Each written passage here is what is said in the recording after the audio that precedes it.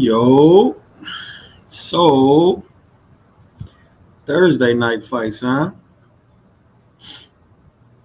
Box is on, so I'm on, man. What's good?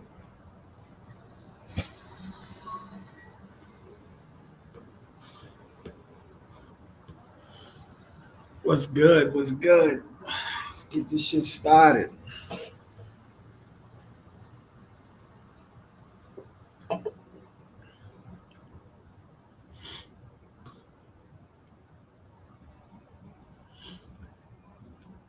I like starting these little like 10 minutes after the program starts. We get to skip a whole lot of fluff.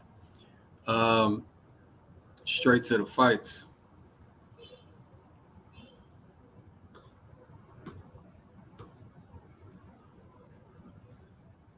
It's on ESPN Plus, bro.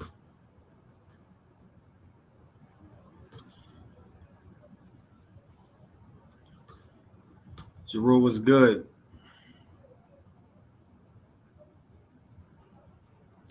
PBC was good. Butler decision. I bet Rose, but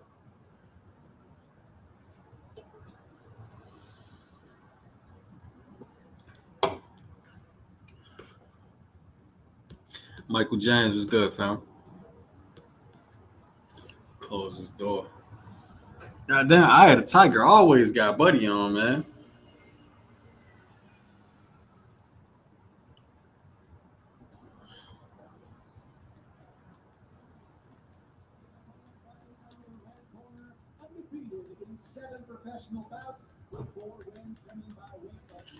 Yeah, Wilkins Matthews stay busy like a motherfucker. I had a tiger.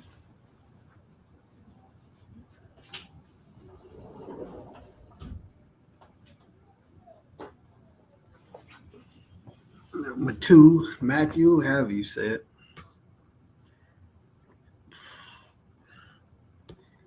Affordable luxury housing was good, bro.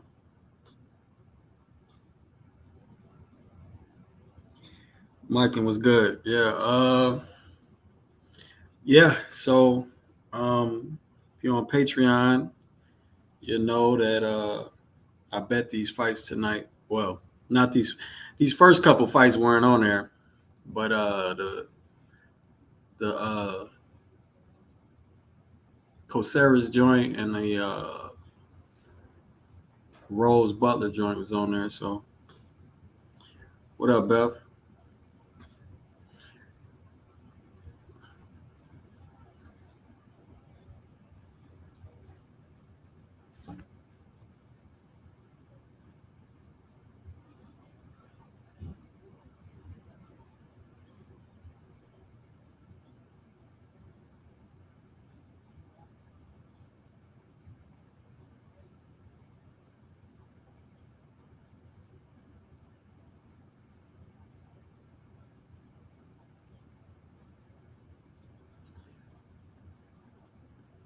Should have got my mans against another can. I ain't even checked. Again, this wasn't on the bet and shit. Um,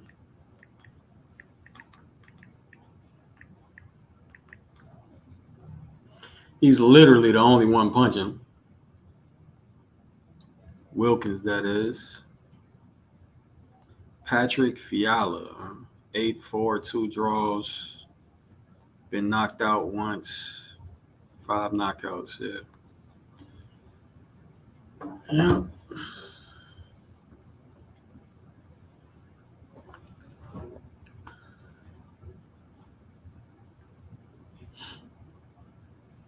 Single mid-range jab. Didn't get his head off the line far enough. Got caught with a left hook for it. He's talking about that earlier on Patreon during the betting stream.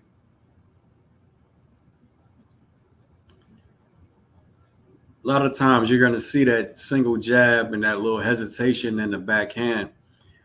But the key is to move your head off the line after that single jab if that's the plan.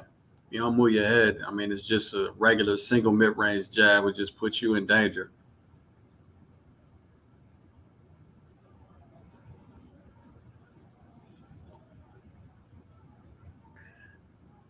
But like Wilkins might have hurt him to the body.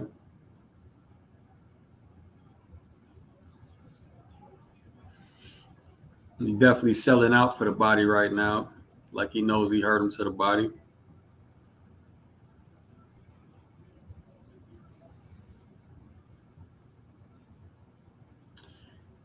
Gathering his feet, walking forward though, often a low lead hand.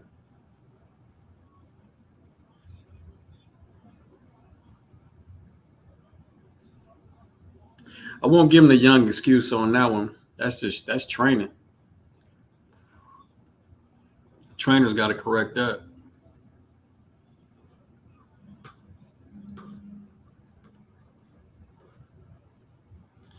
What's good, Ezekiel? The Red, what up, man?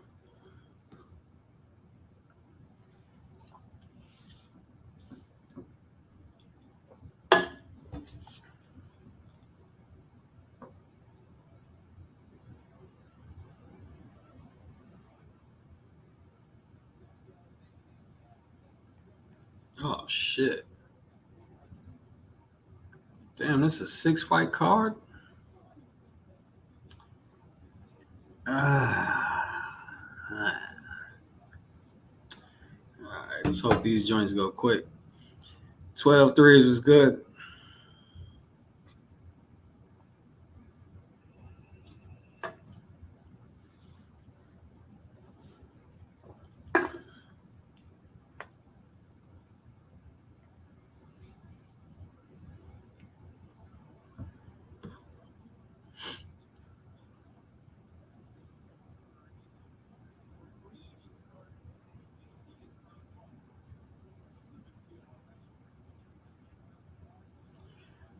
I also noticed about Will because he takes he takes weird pictures, man. I mean, he'll do something offensive, then seem I don't know, then seem nonchalant about everything else. So especially, and he does it on a single jab too, which is strange. You know what I mean? Especially when you're walking forward with a low lead hand.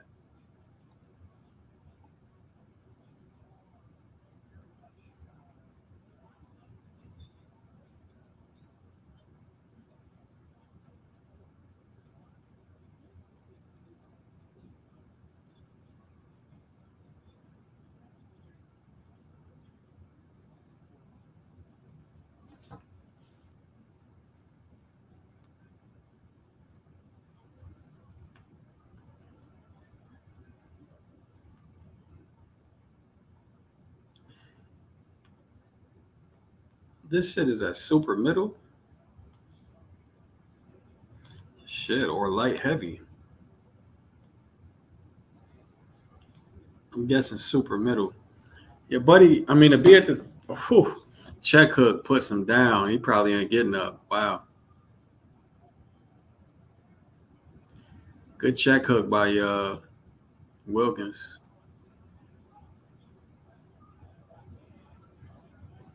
Oh, he got up. He got up to get punished. Too much time left on the clock. Ref stopped the fight. But nah, the issues that I'm seeing though, they need to step up this competition quick. Um, from the matchmaker, I'm stepping up the competition, but I'm watching how heavy of a puncher the step up is because he's gonna have to learn not to come forward with that low lead hand, and not to take pictures for sure, especially off a goddamn jab. Um, he gathers his feet walking forward too, which can be taken advantage of, but the team had to be deep in the film study to do it. Um, so he might get away with that one, to the championship level. But nah, he definitely got some learning to do. These guys, the guys he's fighting now, just ain't. They're not helping him no more.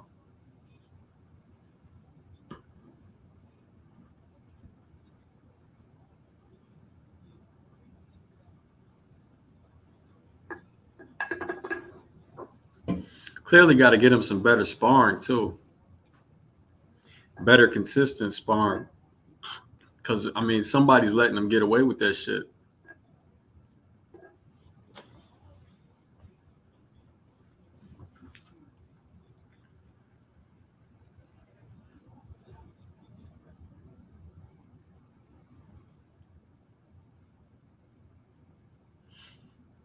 Beautiful check hook though.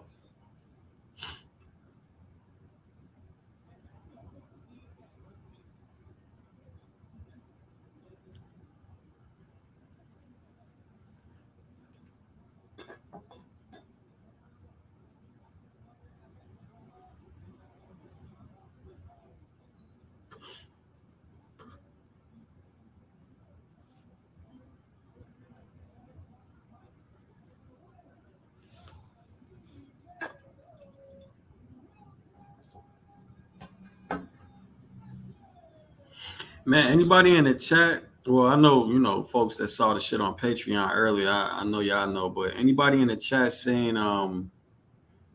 what's my man's name? Seeing Osley's Iglesias fight. Iglesias, co-main or the main or co-main, I believe. Yeah, both versus Caceres. Interested to know what other people think of him.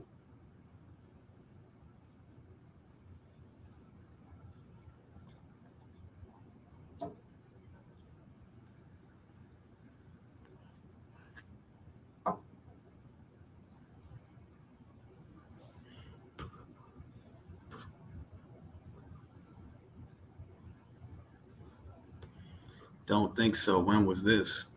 No, I'm just asking if you saw Iglesias fight before and what you thought of him.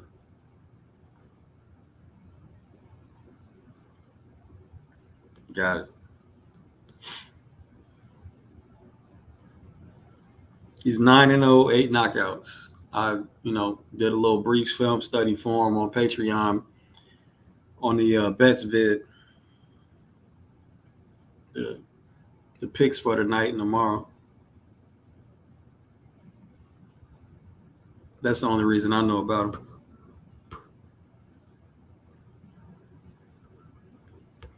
Taking Iglesias KO 7. He's not the typical Cuban fighter, in my opinion. I mean, what is your opinion of him though? Like, you think he's skilled? What do you think he's good at? You know what I mean?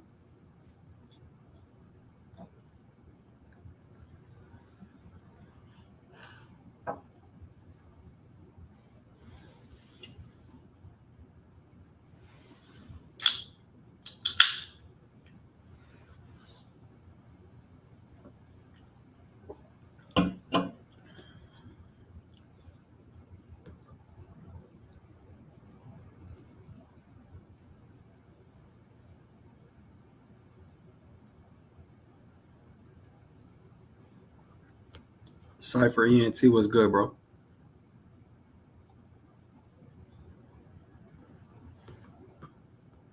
It's on ESPN Plus. Rob, what up, man?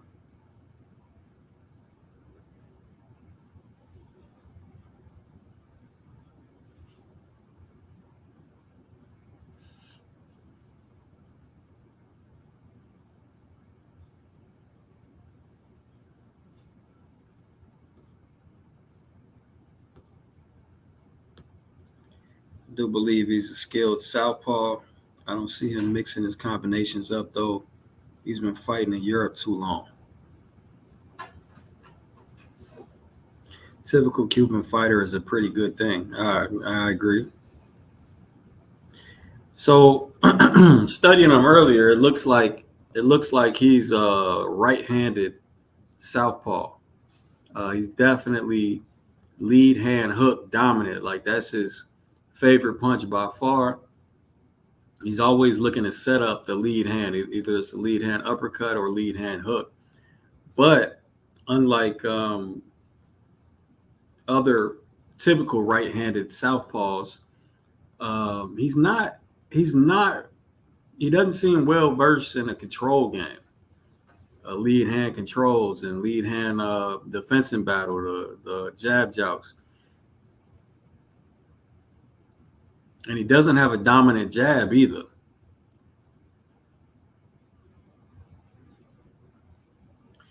His whole game is pretty much get mid-range, sometimes behind a tight high guard, sometimes Sometimes he'll drop the hand a little bit and have a little looser guard.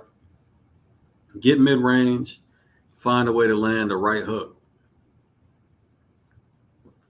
find a way to land power from the lead hand, which I believe is a strong hand.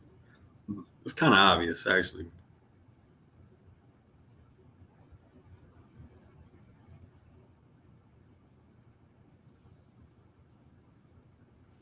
Because his left hand, sometimes it's decent, sometimes it ain't really shit.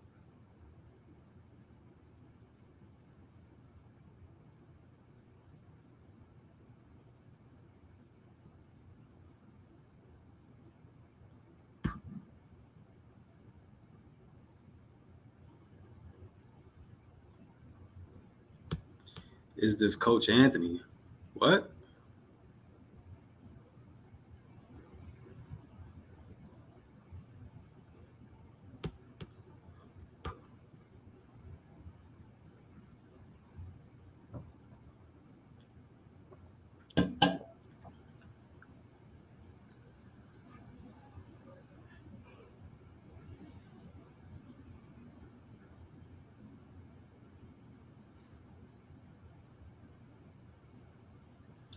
I'm not sure if you're asking if you saw him on the screen or if you're asking if I'm Coach Anthony. Haven't seen him on the screen yet, if that's what you're asking, and hell no, I'm not Coach Anthony.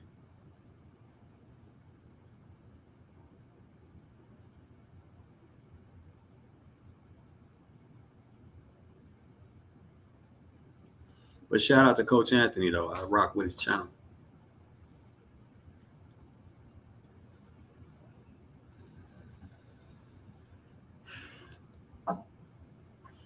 None of this shit was up for betting on BetUS. That's why I was so unaware of how deep the card was.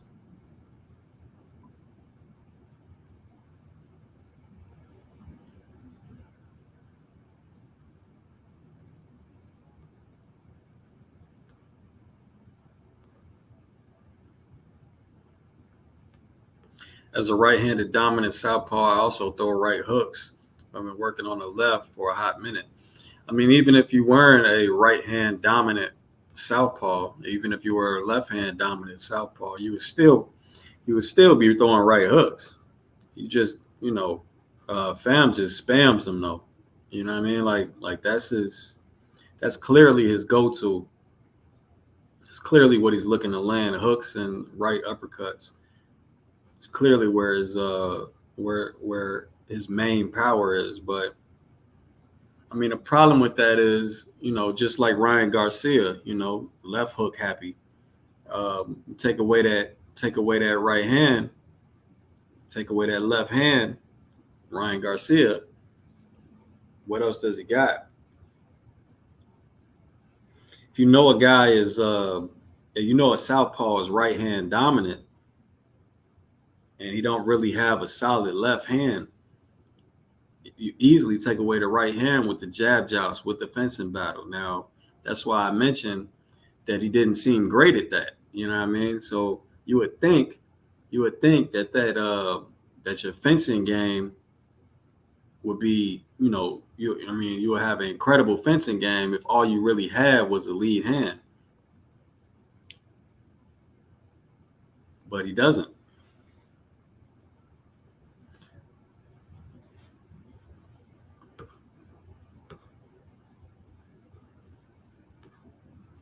Wasn't on my book either. Yeah, I hate you. No, I was able to bet on the co-main and the main, but the rest of this shit I ain't know nothing about.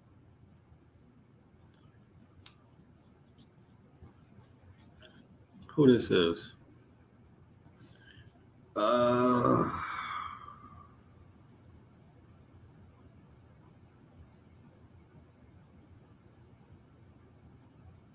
who is this? Okay, Arobio. 6 wins, 6 knockouts. Okay. Fighting a guy that's 12 and 19. All right. That super crosswalk ain't gonna help him.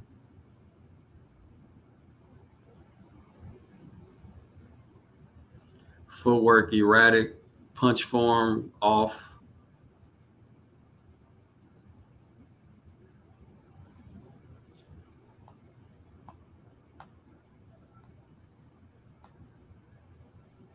Yeah, he lost 19 times, only been knocked out twice though.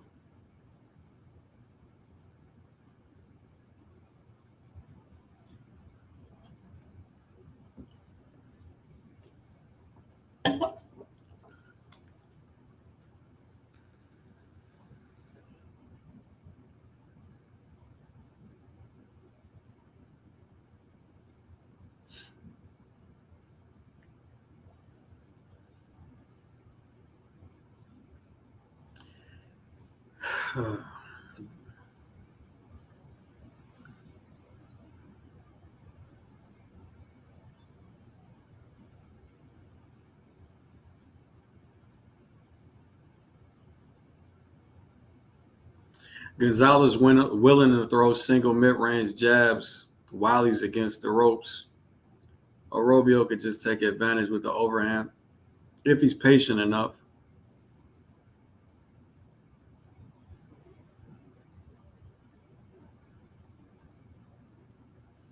Yeah, literally, he just needs to cut off the ring and go to work.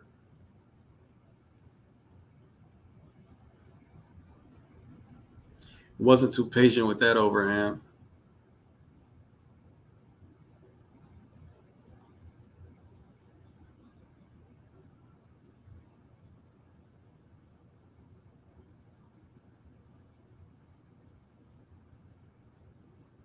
There you go.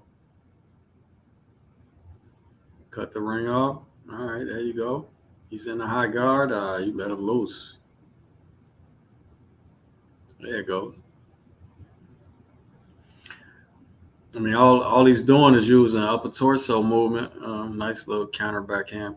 All he's doing is using upper torso movement. All right, cut off the ring, punish his body.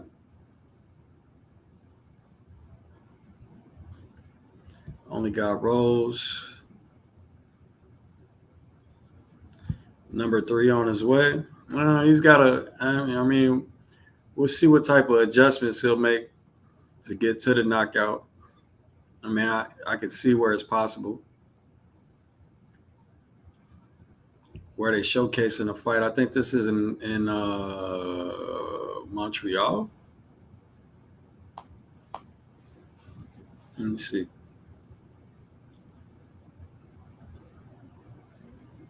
Oh, I'm sorry. It's in Montreal, Canada.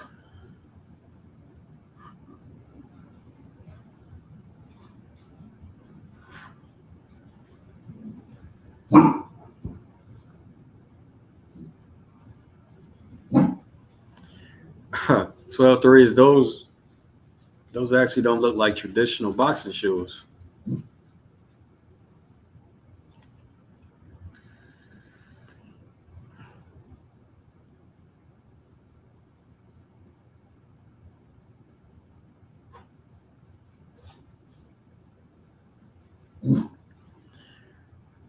Robio head hunting, he don't need to.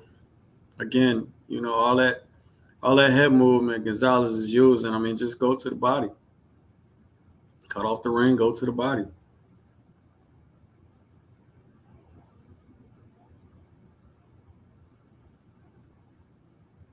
I see him working a little bit.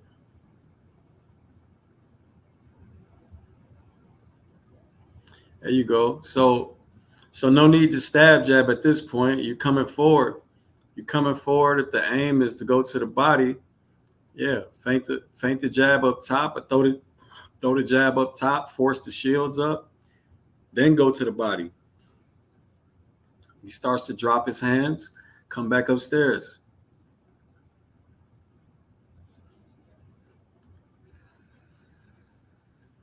Yeah, he not patient though.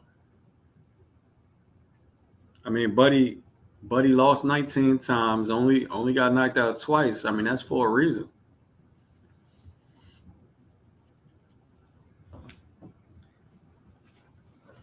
You ain't gonna just spark out everybody.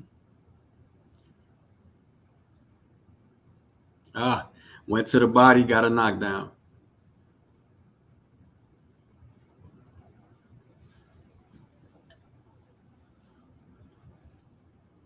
That actually looked like a stiff stab jab or a cross. I couldn't tell. I looked away for a quick second.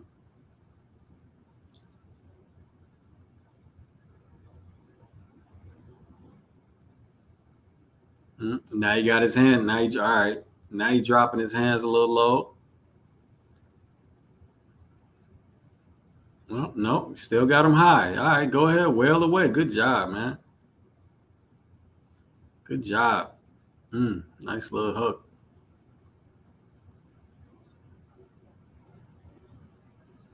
Go back down. There you go. Got him to the body again, bro. Shit is simple. They called the fight. Yep, body. Good shit, man. They figured it out though. PBC Central was good.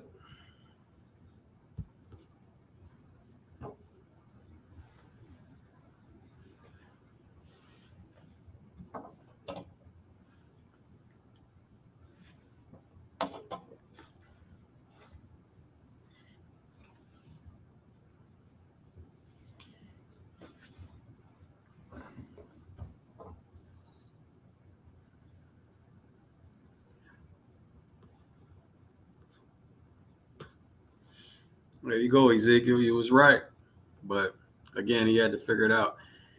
It was literally a stiff stab jab to the liver after Buddy probed with the backhand. Yeah, Body was killing that man.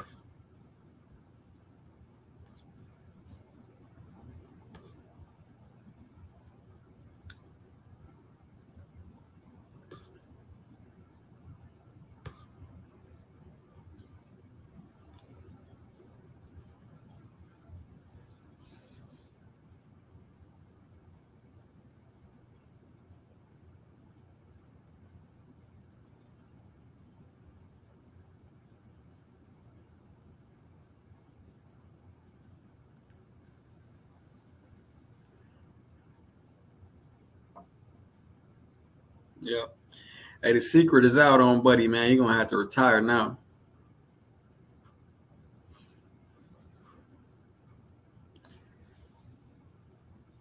Can't just skate off with them UD losses no more.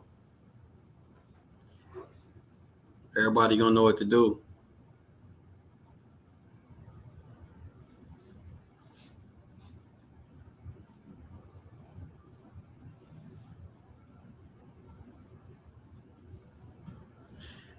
Uh, Fulton wanted to fight Luis Lopez. I think it would be interesting.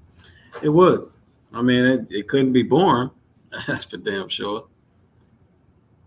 Lopez, Lopez fights crazy as hell.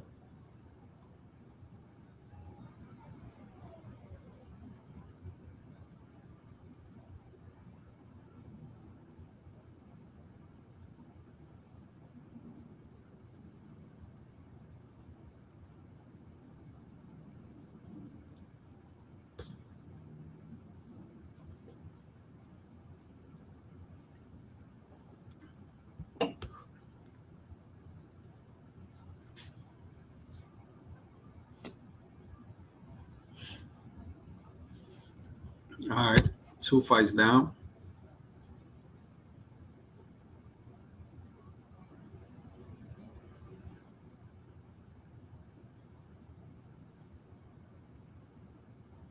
Back to back TKOs or TKO then a KO.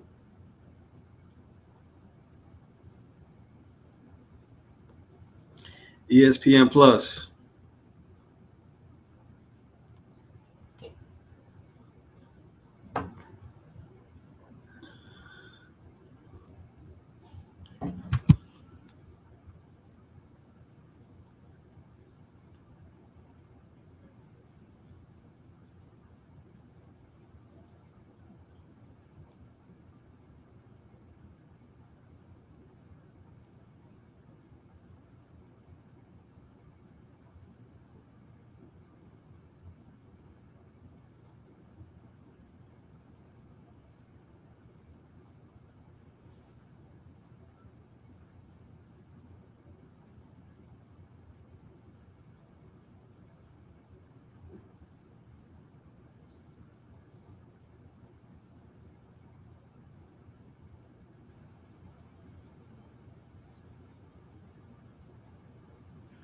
Finally figured out how to pin messages. Look at that.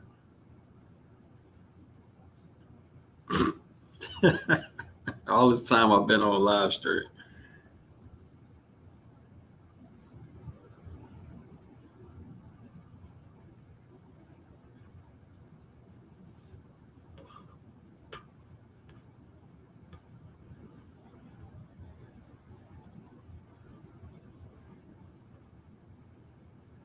Rather see Fulton versus Ford.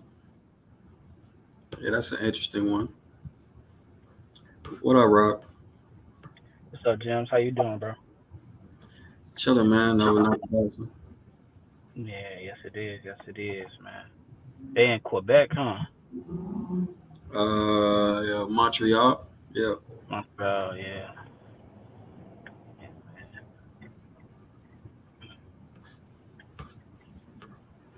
You gonna be Uh, on tomorrow for Francis?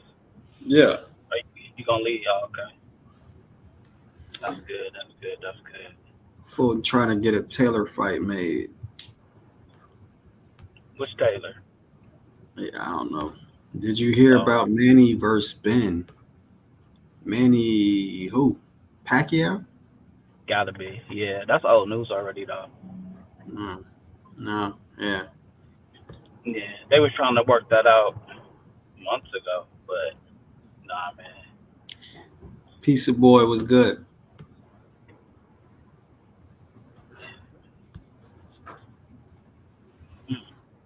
Yeah. Yeah, I can't even keep up with the Patreon chat, bro. Every time I go in there to see something to comment, it'd be 15, 20 messages already ahead of it. I'd be like, man, they ain't here.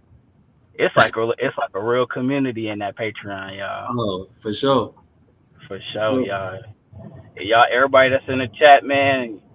If you like to chat about boxing, go on over there and give Gems that $3. Man, you be in there all night and day. Body shot in there going crazy. Jacob in there going crazy. There you go. Yeah, nah, I mean, it's some pretty good boxing minds in there for sure. It really. Without Dorian, without without me Dorian, even without my yeah, contribution, it's good boxing minds in there. I mean, so Jim, a couple people that don't even shit. Actually, I mean, there's actual real boxers in there as well, and real boxing coaches in there, pro coaches, amateur coaches. I mean, it's some of everything in there. yeah, You know, yeah. Jim, you done really built yourself. You done really built a community, bro.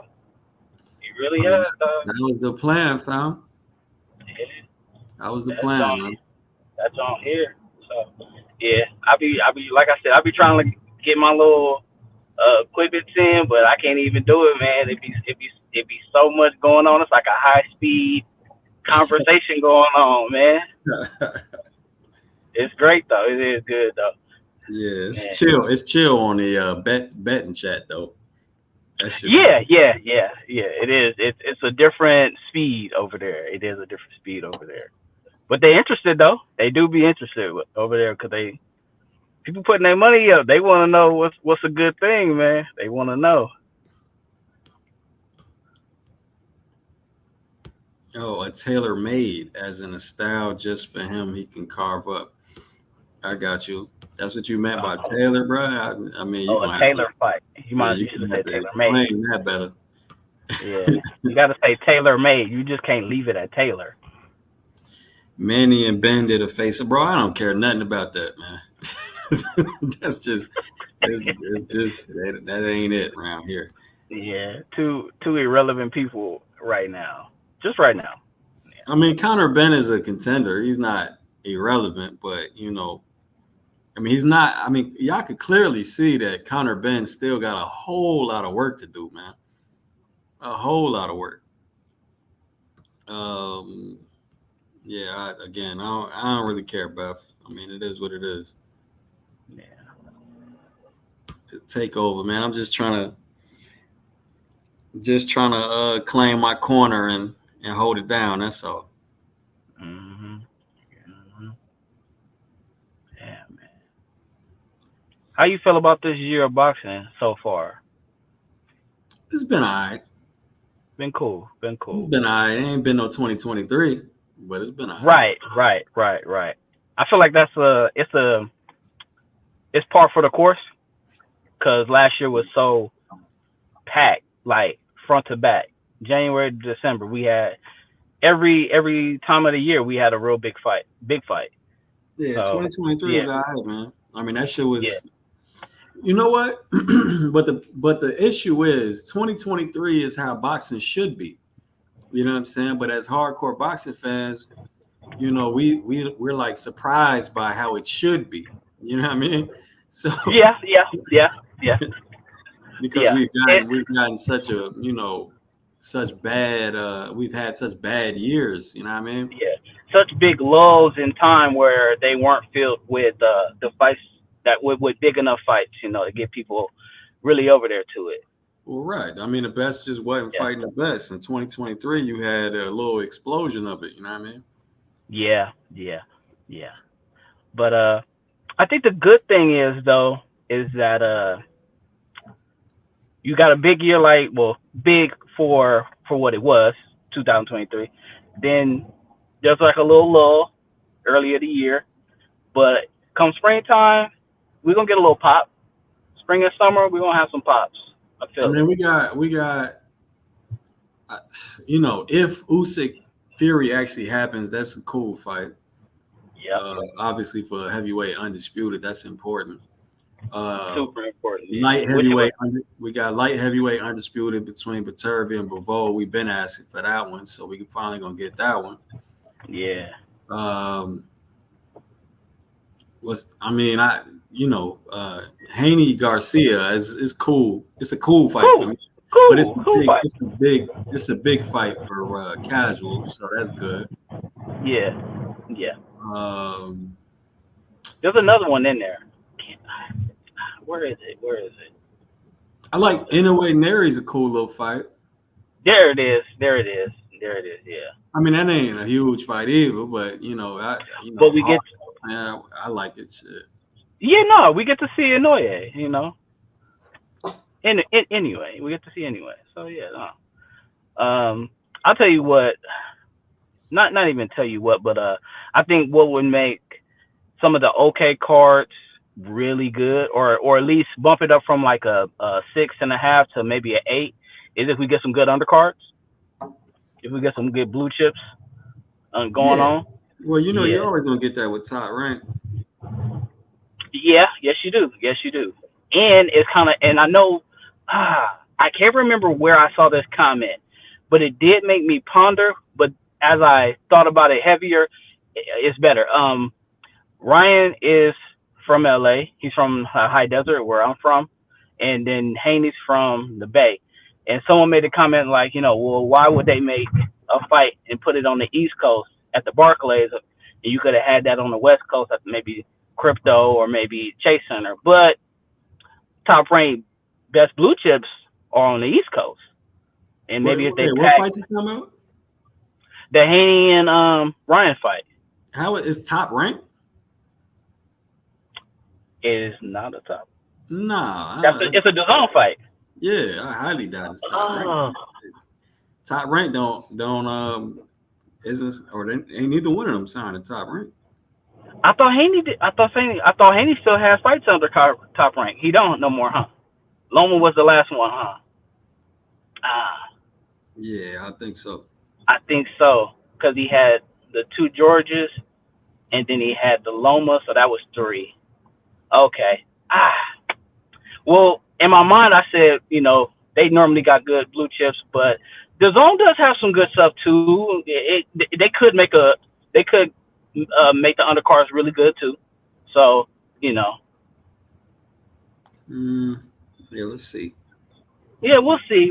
But in my mind, I thought it was top rank, and I said, nah, bro, this would be a good thing, because now we can, maybe maybe that'll be time for to go again, or maybe Keyshawn, or another fight here, and you could put more eyeballs to some dudes that really need that look, you know.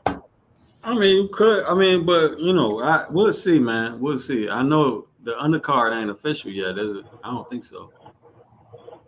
I don't think so. All right, No, I fight don't think on, so. fight on. Who this? Who now? Versus Galavar.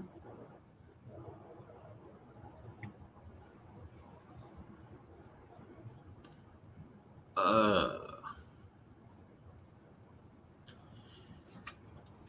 Let me look at these dudes real quick on Box Rec.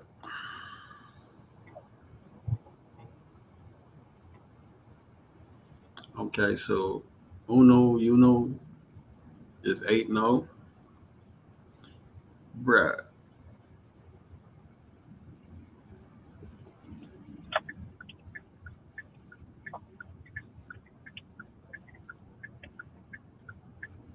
And getting touched up too, just walking forward in that high guard. I mean, just an active high guard. He's taking these uppercuts like a champ. Oh shit, damn. Yeah, this Jeez, dude. I mean, he looks like he's pure power, not a whole lot of boxing skill. Just walking forward in a high guard, walking straight in the mid range. nothing to take in, nothing to put in the empty space in between both of them. No feign, no Nothing, man. probing. Nothing. Just I mean, then when he feels like he lets his hands go, isn't very disciplined with that either. Defensive responsibility lacking at times, dropping the backhand, inactive high guard, getting hit with the uppercuts. Like I said, eh, lead and backhand uppercuts. yeah, it's mostly the backhand uppercut he's getting hit with. Oh, so they close, He, close. he didn't get hit with a lead hand uppercut. Damn, he just got hit with both right there. Wow, again, bro, that's twice in a row he got hit with an uppercut combination. 6'5". Buddy, I mean, he ain't really landed clean either. All right, there goes a low hook.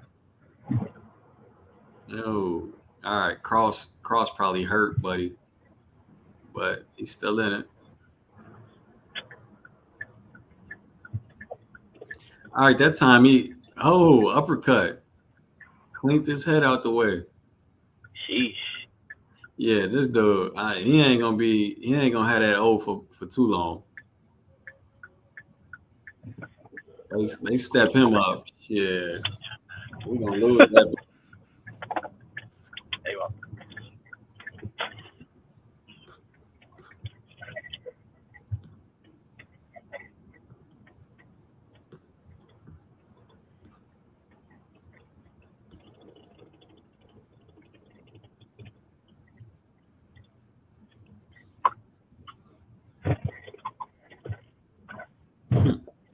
Gonna join the Patreon when my classic film study request list is ready. And bro, I mean, shit, bro. Rob would tell you, man, it's all types of live film studies on there from all types of eras. But Oh but my I god. don't. So right now it's like 70 something. So I don't. So I mean, basically the space they take is it's a little bit too much data. So they automatically delete after like 3 or 4 months right now. But man, there's plenty of work on there, bro. Plenty. Oh yeah. He Jim's just. I mean, can I tell him what's on the what you just uploaded? Go ahead. Oh, he just uploaded another Purnell one, and if you already on the YouTube page, you know he has what 3 or 4 Purnell videos. So there's another live film study on Purnell. So yeah, go ahead over there, and Jim's is gonna fulfill all the old school boxing needs, bro. He it's some good stuff over there. Yeah, on the Purnell one though, in particular, since I got those that series already, all I really did was went over the series and re-emphasized what needed to be re-emphasized and pointed out some new things, explained in more detail some of the concepts I was talking about, shit like that. You know what I mean? When people request shit that I already got a lot of film study on, that's what I tend to do. Yeah, yeah. Just tracing over your work. We're not inventing the wheel again, or we're not making the wheel. We're just touching on and elaborating on the larger pieces.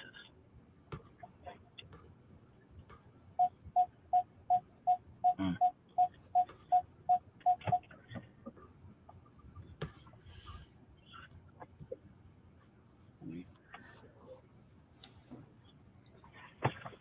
Or maybe he was saying he's got a list that he wants you to fulfill. Hmm. Hey, when funny when a high guard man gets some space, he actually goes to work. When he's at range, as opposed to inside or deep mid range. Oh, he's actually letting his hands go. But damn, when he's on the inside, it's like basic game with an inactive high guard, and he's still getting hit with uppercuts.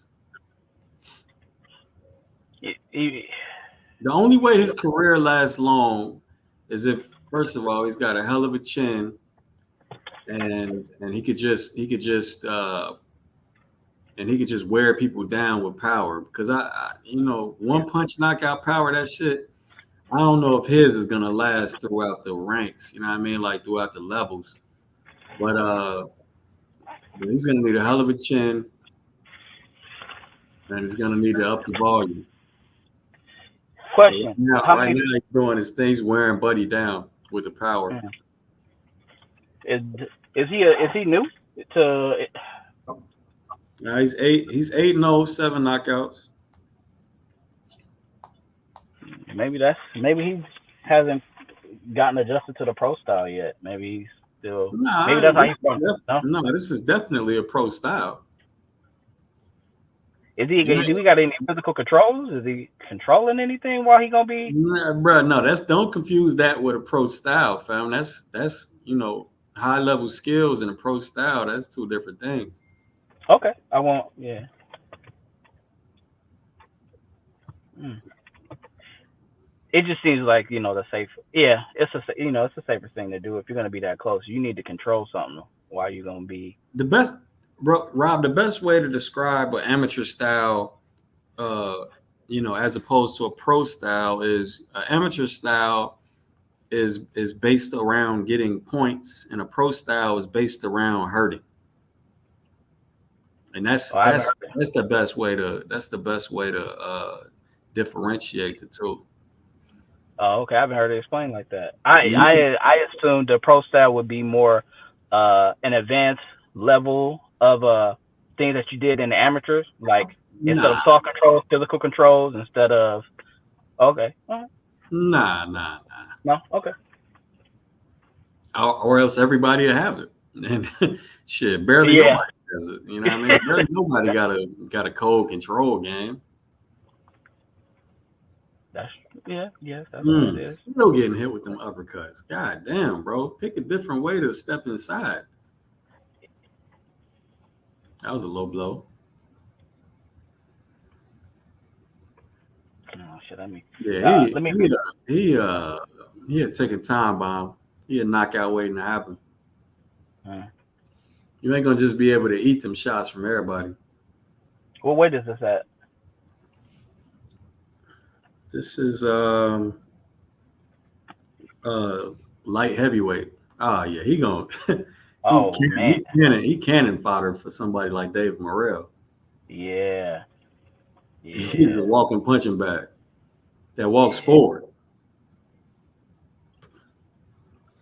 Oh. Just let me mute myself for a moment.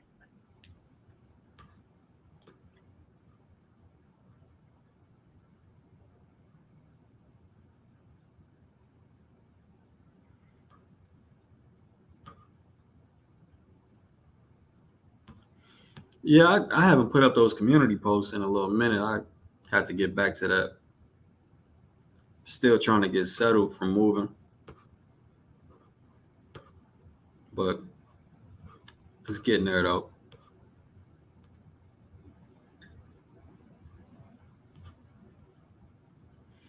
Ricardo Lopez, I don't know if that one's still up.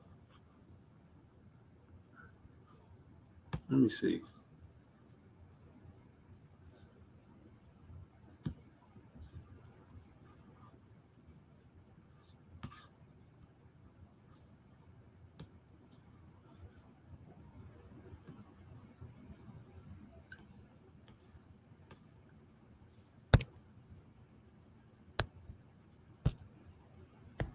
Share the screen.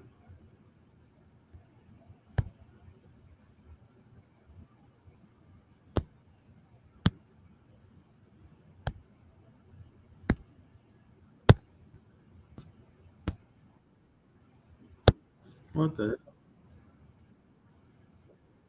Stop it. I didn't ask you to do this. Stop it.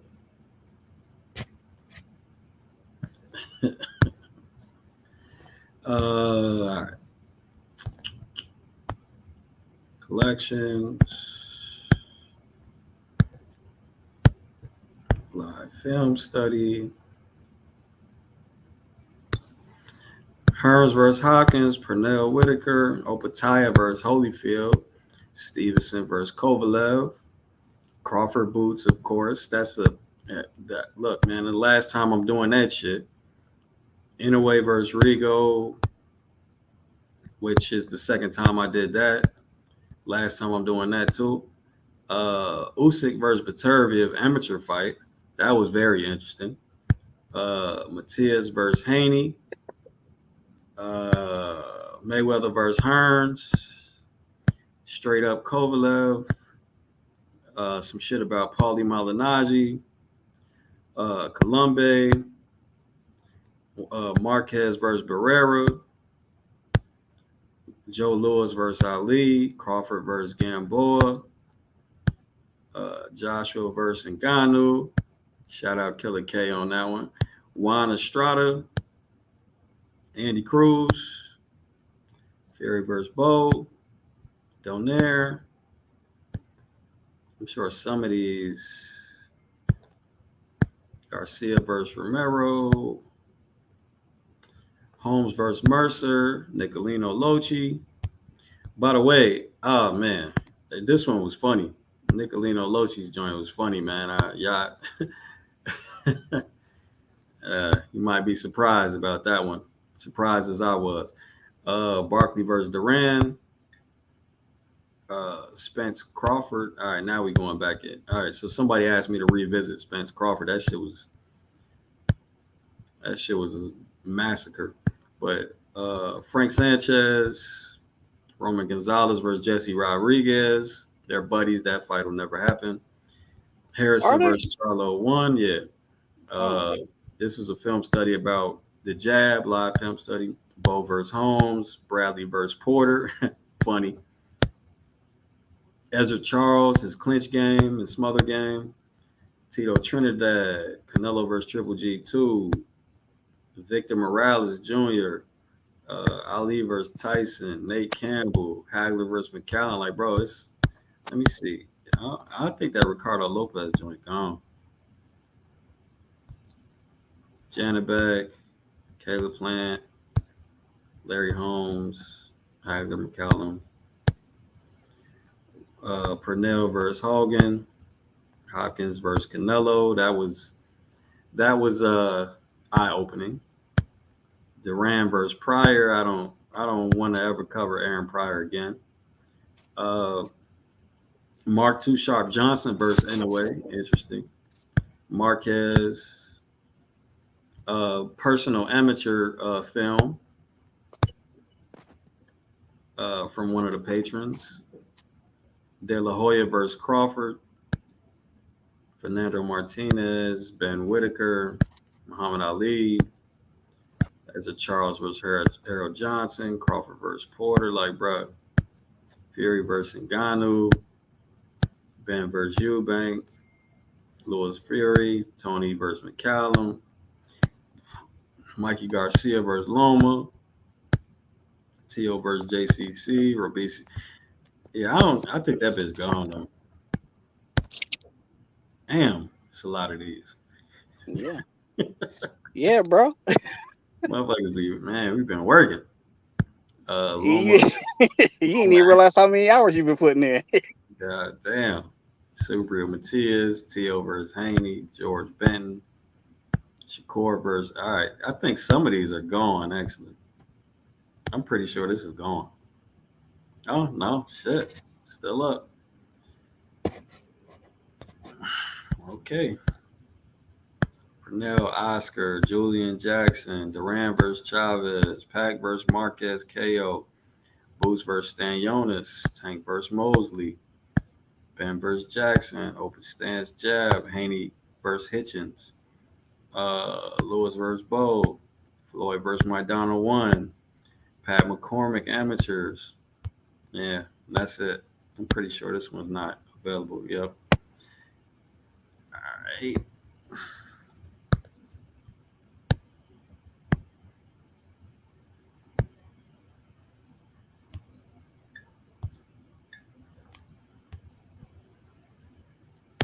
Yeah, we should be. Yeah, again, these are unavailable.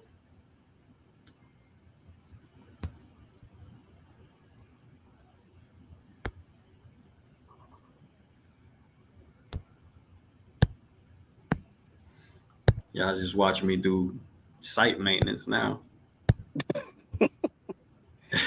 So I'll let you guys know that there is just a plethora of stuff for you guys to watch on there. I mean, you could literally fill up your whole day watching Day, live film studies.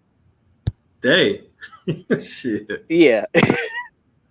Oh yeah, because some of those film studies are 2 to 3 hours. So you guys, and in there, Jim's goes into details about things that he don't go into detail on YouTube just because paywall, paywall business. So I can't. Shit, it is what it is. yeah. But anyway,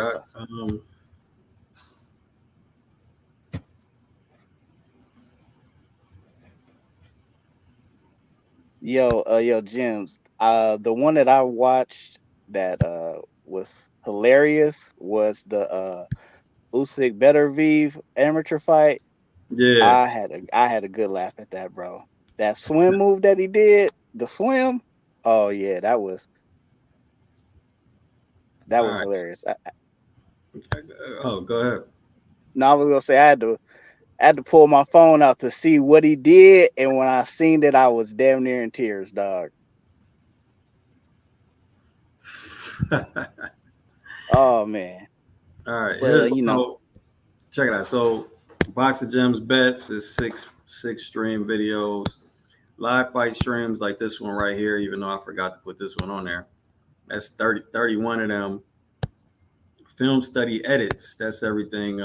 That's the actual videos I'm making, not the live streams. 239. Here's some pro work. The pro work I've done that I've decided to put out to the public. I can't put it all out. Um, and live film studies is 71. So there's a lot of shit on there, man.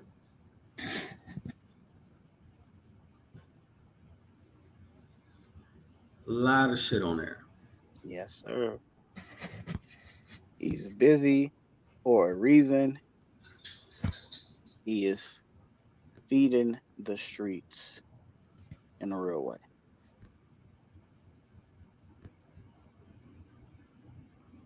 Yeah, James. You know what I think my I hold favorite. on real quick. Go The ahead, go ahead. serious field. I just tell you. And plus, sometimes when it's been a while since I did the live film study, I'll allow me doing it again. Like I'll allow the request for it again because obviously people join when they join, and that's what they wanted to see, and it's been a minute. Then I'll do the same thing, but I ain't gonna do that shit more than like twice. Fistiano, what's good? How you doing?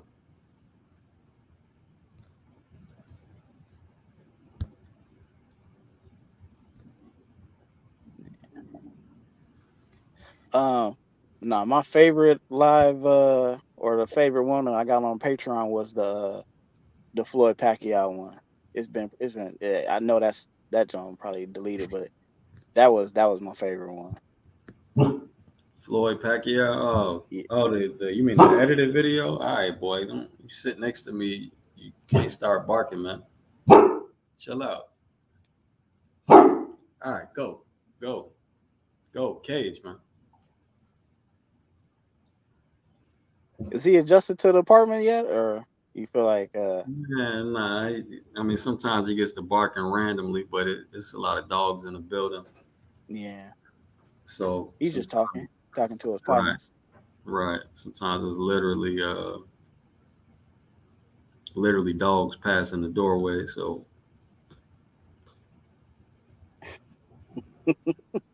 what's the Yeah. price to get those? Gems tier is $10, man. Hmm. And just to join in is three $3. bucks. Yeah. Then there's another. It's a fighter tier as well, where you get private live streams where we check out your film and or whatever your film, your opponent's film, whatever. We do it. We do it. We break it down on live, but that's the highest one. That's 50.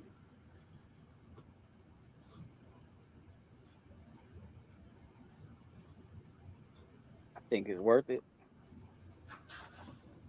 Definitely think it's worth it, man.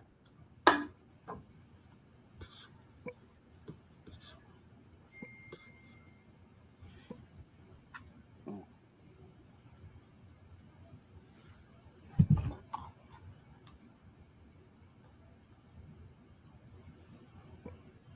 And Jim, it blows my mind how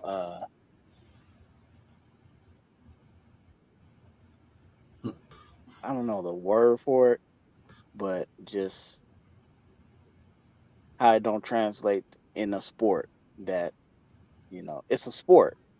So I feel like all sports you need to study film.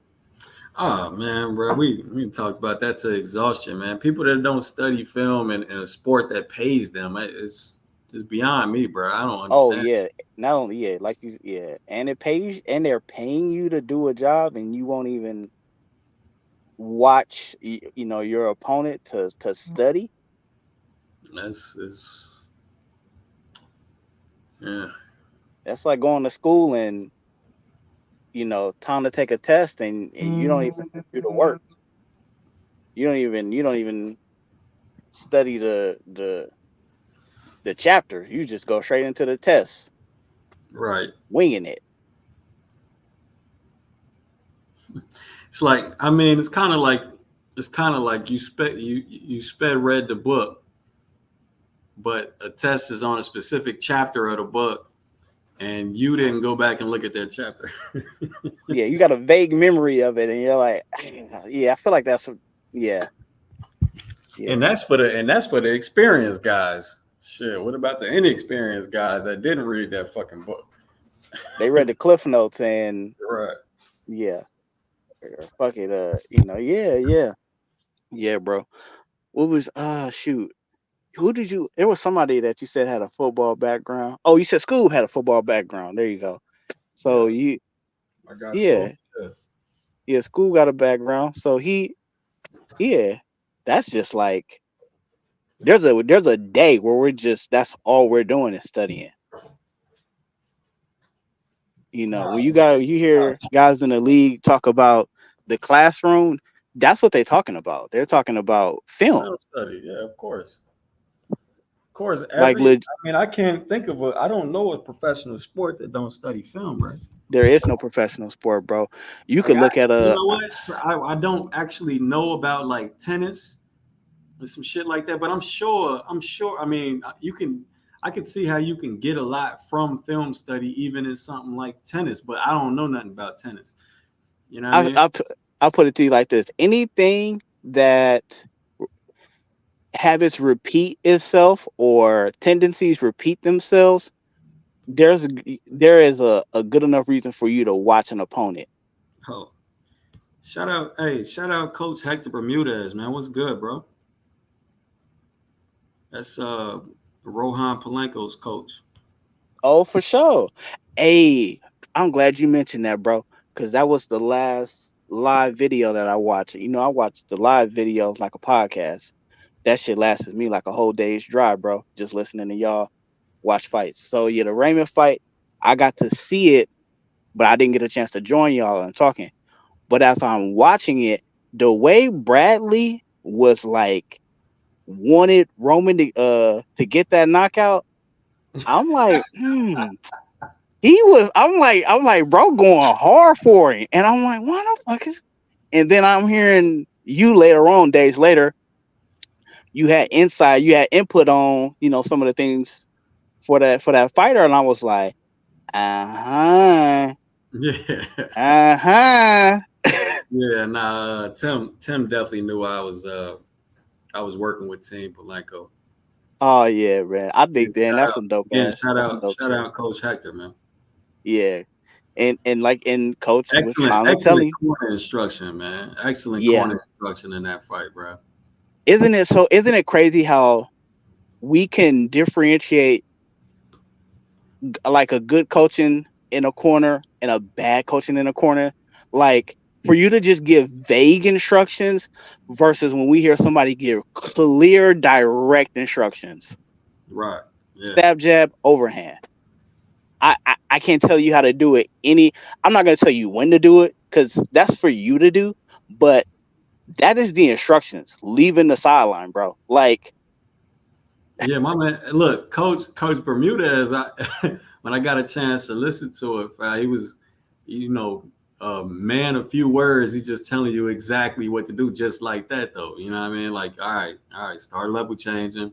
You'll get that over. You can't just hit him with the overhand, just off, just from a straight stance. Start level changing. Then you'll be able to hit him with the overhand. And that was it in a minute. like it's like That's it's cl- exactly what you're supposed to tell him. dog. Like, and then it just goes to show you that when you see it done not that way, you just kind of feel. I sometimes feel bad for the boxer because I'm like, he's just the player. The coach or the trainer is the one in control of you. If it was a video game, he's giving you the instructions for you to execute. How is he supposed to go out and execute if all you're telling him is emotions, or you're giving him vague descriptions of what you want him to do? Like, no, be specific. This is specific, yeah. Thank you. With your instructions, bro. He Well, look, so that'll depend on the fighter though too. You know what I'm saying? Like some fighters you don't need to tell like straight up instructions to. Some fighters only need motivation. Shit, Tim Bradley told me shit after a minute all he needed was a motherfucker to give him some water and a towel. That's exactly what he said. I could I could see that. I guess it's all dependent on the IQ of a fighter. Well, You know, yeah, just experience. I mean, with experience, yeah, your boxing IQ grows. You know what I mean? So again, like how we explain it or how I explain it, most coaches not going to explain the game to you like that. Some of them don't know it. Some of them don't aren't articulate. Some of them don't care to explain it. Some of them just want to, they just want to drill. They want to spar. They want to throw you in the ring. You know what I mean? Some of them know that their fighters don't have the capacity to learn it like this. You know what I mean? So some of them know that their fighter's not going to grasp the concepts. They just got to do it. You know what I mean? So I don't know. I think in the end, it all depends on like as far as speeches. Back to speeches though, in the corner, it all right? depends on who you got and what you got. But I was saying all that other shit to say experience in the ring is some of these fighters' only teacher. You know what I mean? So once the fighter has experience, his boxing IQ is going to be up there because he done tried and failed at everything, and then he's tried and been successful at the things he's successful at. So he has the experience to know what to do at what time, and that fighter might not need instructions. He might need, oh, we're firemen. Right. Got you. You feel me? Now we're gonna leap pad. I'm gonna leap off of that, and I'm glad that you said that because I'm glad that you said experience is how some people learn, i.e., sparring is how people learn in boxing. Hold on, Go Rob. ahead. Go ahead. Ernest, bro. We was saying join the Patreon channel, fam. Ah, shit. Yeah, Patreon, man. So on YouTube, I'm gonna show you what YouTube allows me to show you. I can only send you links to full edited films. Like, so, all right. So the YouTube membership gets you links to full edited film studies. You know what I mean? Like all my upcoming fight film studies you're gonna get. In fact, damn, I slipped on that shit too. I'm trying to herd everybody to Patreon because that's the freer platform, and that's why all we've been mentioning is Patreon. I didn't mention YouTube membership, but yeah, but you just reminded me I gotta upload a few videos on there, or I sent a link to a few videos on there. right. Let me see. Can I touch on what I want? Can I get my point, and then we'll. But appreciate you for becoming a member though. Go ahead, man. Okay. So, uh, I had the word right here. Here it is, right here. So sparring is gaining experience. When you guys watch people sparring, it is no different than you watching a closed circuit video of a Warriors practice or a Lakers practice, or if there's some sideline footage of some football practice, you are watching them do things that they're working on so that they can either improve, tweak, gain understanding. Maybe it's early and they're installing something for them to learn so that they can get better at it later on in the year. When you guys see somebody getting punched on, maybe beat up on in a sparring video, that's not the time to critique and to nitpick and to have some micro conclusion of a fighter when he's on practice mode. He's trying things, or he's going through a level of learning or a level of growth in a sparring match so that he does get better, so that he isn't in the same place practice to practice to practice. He needs to grow. He can't grow if he ain't sparring, or if he's not hitting the bag, or if he's not doing things that elevates him in his craft. So when you see a guy in sparring that is doing something bad, that's okay. It's sparring. He's supposed to look bad if he ain't good at it yet. That's where he should be fucking up at. It ain't the time and place for y'all to be critiquing people in sparring. You know, if a guy looks bad in sparring, it's probably for a good reason. They might be installing something, or he might be trying to learn something, or he might be trying to get better at something. And in the ring, when the lights is on and there's 15,000 people, it ain't the fucking time to try to figure out some new shit.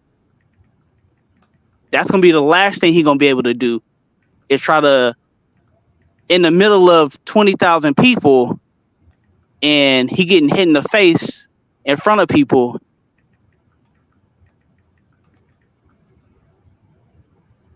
Go ahead. See LeBron and AD try to do something at Hey, the Rob, crypto. you cut out for a second. Repeat the last sentence. You'll never see LeBron, AD do any type of dribble handoffs or pick and roll action that they didn't do at the training facility. You never gonna see Pat or Kelsey a ball that they ain't did at the practice facility. They're not gonna just show that shit at Arrowhead. That's not the time and place to do it. They wouldn't even trust it because they ain't even did it. A fighter is the same way. Fighters is the same way. So Yeah, bro, sparring's practice, man. So to piggyback off that, um, watching sparring and critiquing sparring is like watching fucking football practice and critiquing somebody critiquing uh like the defense because the offense scored a touchdown in practice. Who cares? Nobody cares, man. That shit is just for fan like gossip and shit. Yeah, that shit don't really matter. That's when not y'all see, sparring. Hold on, man. Sparring, my bad. sparring somebody, especially sparring somebody fresh and new, is akin to more akin to like amateur fighting. Amateur fighting somebody fresh and new. Like sometimes a lot of these amateurs even see each other over and over and over again, so they're used to each other. But you spar somebody for the first time, that's nothing like having a professional fight against somebody where you're in a training camp for 8 weeks and you're getting in shape and you're studying your opponent supposedly and training just for him. You know what I'm saying? That shit is two totally different things.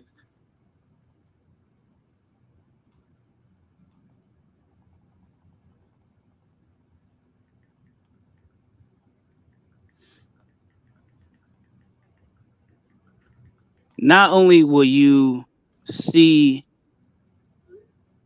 the defense be scored on, or you'll see a quarterback get intercepted, or you'll see a fighter get knocked out. Like, you're not supposed to see that because it's not a finished product yet.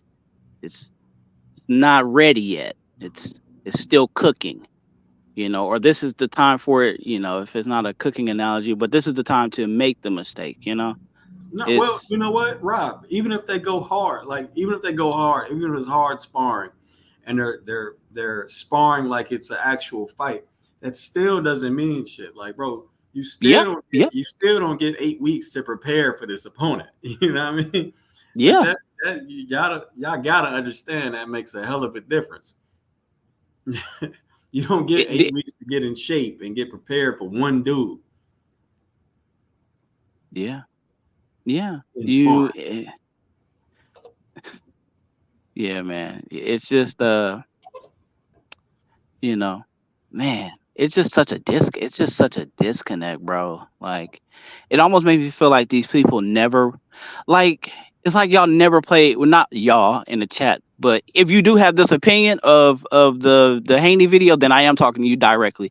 It's as if you never tried out, or if you never was on an organized team and went to practice, and you've seen a dude getting killed in practice, but you knew in the game he be killing, but in practice sometimes he be fucking up.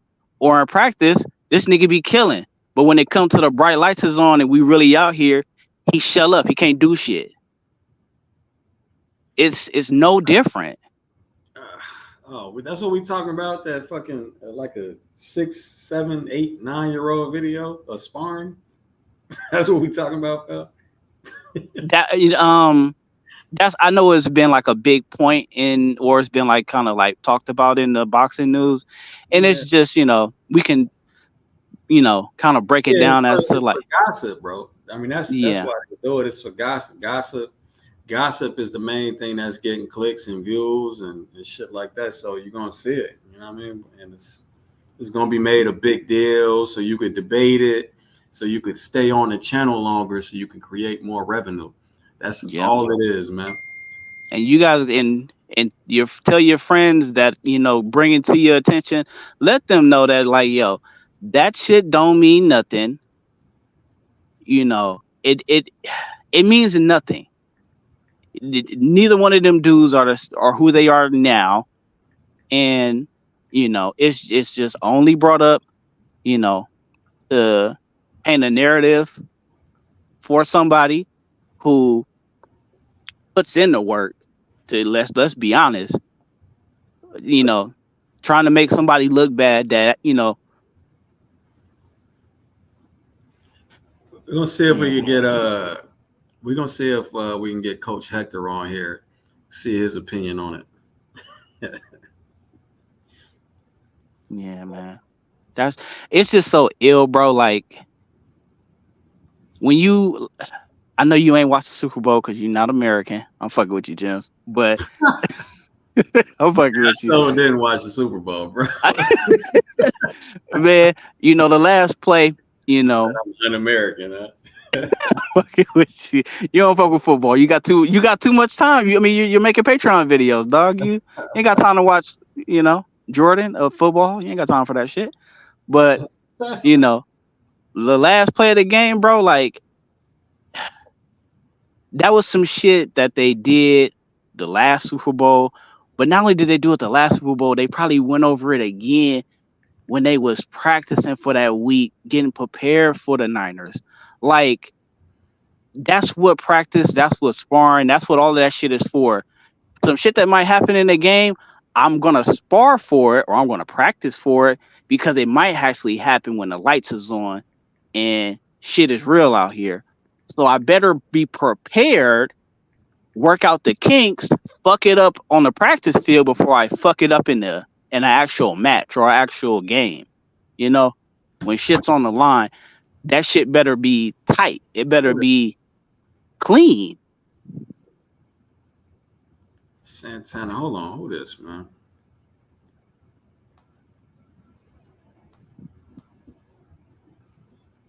Hold on, Jim. I'm about to pop in and out of the panel real quick, but I'm still here. But give me a second.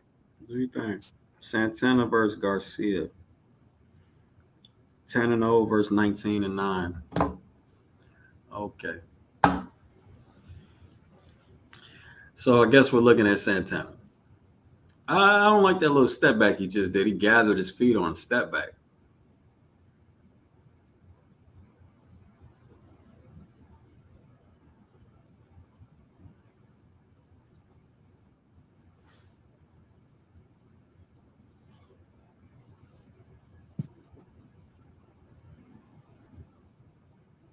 Okay. A little high guard, lean in, a little trap.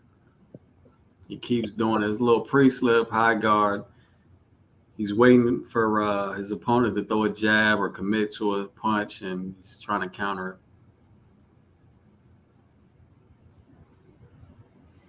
Nice weave.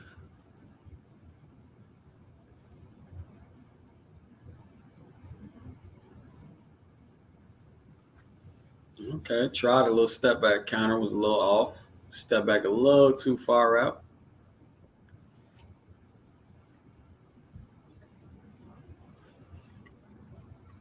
Jim. Yo, caught Buddy on the ropes, went to work. Let me see if I can split. Oh, this is going to be a knockout. Mean liver shot.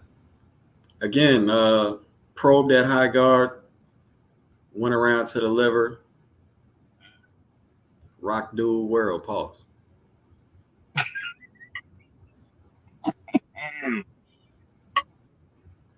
Leaping left hook starts it off. Go back to the body. Ah, he had it right there.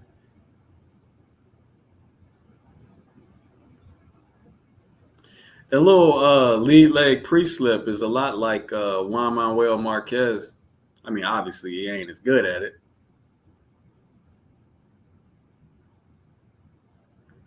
But same move though.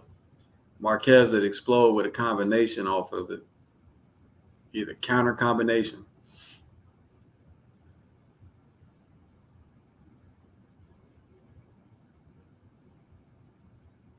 He got him at the end of the round. That's a knockdown, buddy. That's a knockdown, ref.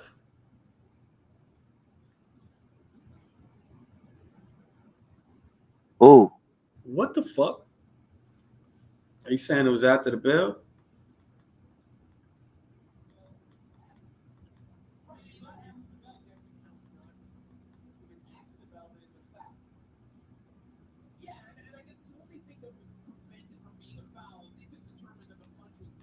It was right after Bell Gems. It just happened for me. The bell sounded and he landed that shot. Fam, why is he signaling timeout, bro? The time is out, fam.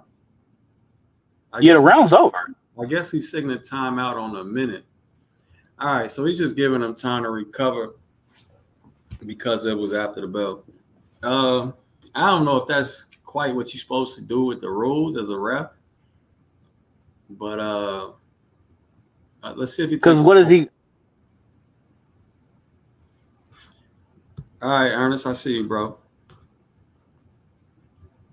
A lot of work in that, man. Yeah, quite a bit, bro. You ain't gonna be disappointed, man. You have enough film breakdown to last year some months. Yo, Jims, that's crazy. Like, so not only is this dude gonna get time to get his bearings, he's still gonna get time in the corner. Yep. Yeah, I don't think that's right, bro. I feel This like is a this fight long should be while. over. Yeah, this is a very long while. Yeah, bro. I feel like this fight should be over.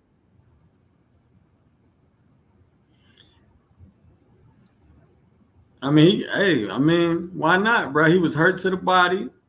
He could use all his time to. Oh, he done. Oh, okay. Now he might be acting though. He trying to get this DQ. Did the fight just? Oh yeah, that was round one. He trying to get this DQ. Nah, for hitting after the bell run. Yo, it was like simultaneous. Or no contest. Again, the rules to this is kind of fuzzy. Hey, yo, Jims, that's crazy, dog. Come on, man. Hey, yo, get your mark ass up, bro. You called him a mark. That's some California shit if I ever heard it. Man, hey, yo, that's crazy, dog. Nigga, I hit you right when the bell run. You know how many times we done seen motherfuckers get hit after the bell and like, They should show the replay real quick. I want to turn it up and listen.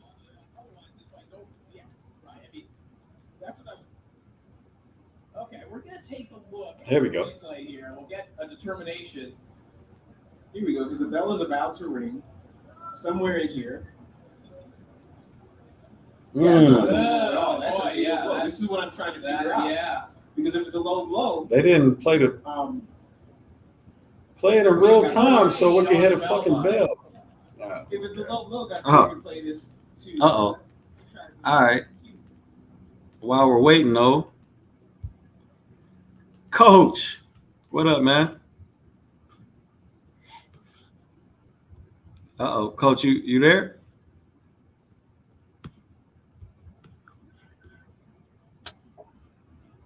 Coach, yeah, you there?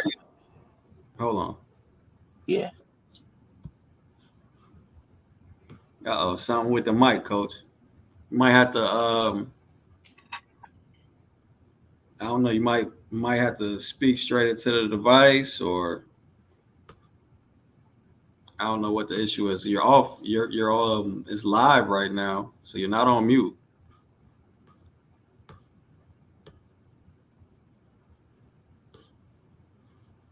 Perhaps go out and come back in. I'll put the link in the chat again.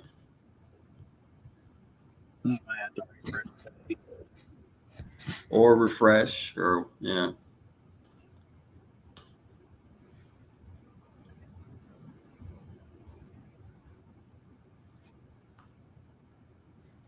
At least this time you won't have to create a profile. Yo, I'm like super agitated, dog. And that's crazy, buddy. Was that a live feed right there, buddy? Still, what are they saying? I gotta turn this up. There's no way he's still hurt. He just got to be waiting for them to rule it. Because there's no way that there's no way. Yeah, but Corey, from a rule standpoint, I don't quite know where all this fits in. Oh, So now he said the time's same passing, shit we're I going to the said. minute between rounds. Yes, that's right. So now we'll go into minute 6. All right, so they let him recover all that time. Now he gets a minute. Yo, that's crazy. No point deducted. So we just out here. He just out there sitting with his dick in his hand. Pause. Like Well, I just mean, gets- unless something truly wrong with his liver, you know what I mean? Like, no motherfuckers can rupture and shit. He probably is well recovered. the nigga had 5 minutes. Here we go. So let's see if we can see what happened here. God damn. Are they slow? Corey, that to me looks like a clean. You got to play the live action, fam. You got to let us hear the bell. All right, never mind. Yeah, they slow on the replay. Like, fam, we don't need to keep seeing the punch. We got to hear the bell. Yeah.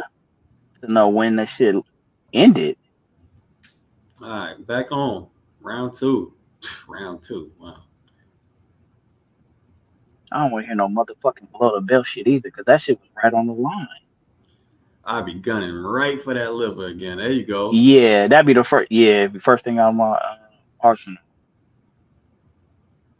Yeah, buddy, this is just, I mean, first of all, this was a knockout waiting to happen regardless. Is it me or is he like really bladed? Who? Buddy with the red shirt. Oh, I ain't even look, bruh. I'm not even paying attention to his footwork. He's 19-9. My bad. Duck at that liver again. Other side.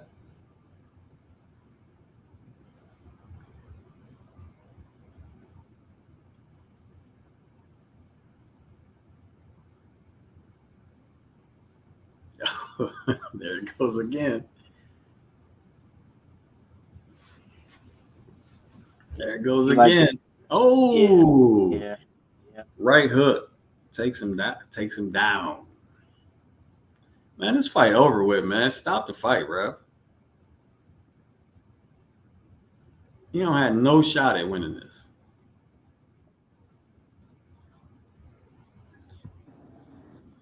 Coach. How we doing? Oh, there we go. What's good? Oh, peace, King. What's good? With you? All is well, man. And congrats to you on your victory with Rohan Polanco. Oh, please, bro. Congrats to you, man. You put in the hard work. Hey, listen, man.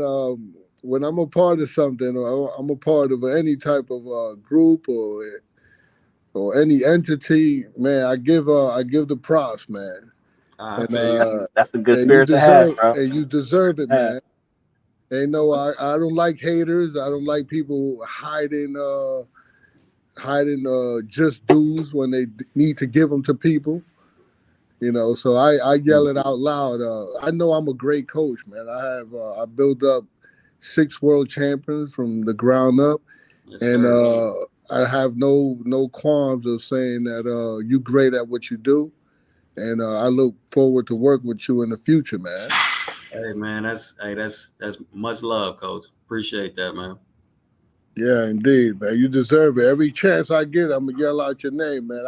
I was at the meeting, and I was at the meeting and the talent meeting, or where they interview. Yeah, the fighting meeting. Yeah, and I even had to say your government. I ain't like how it was a hold up.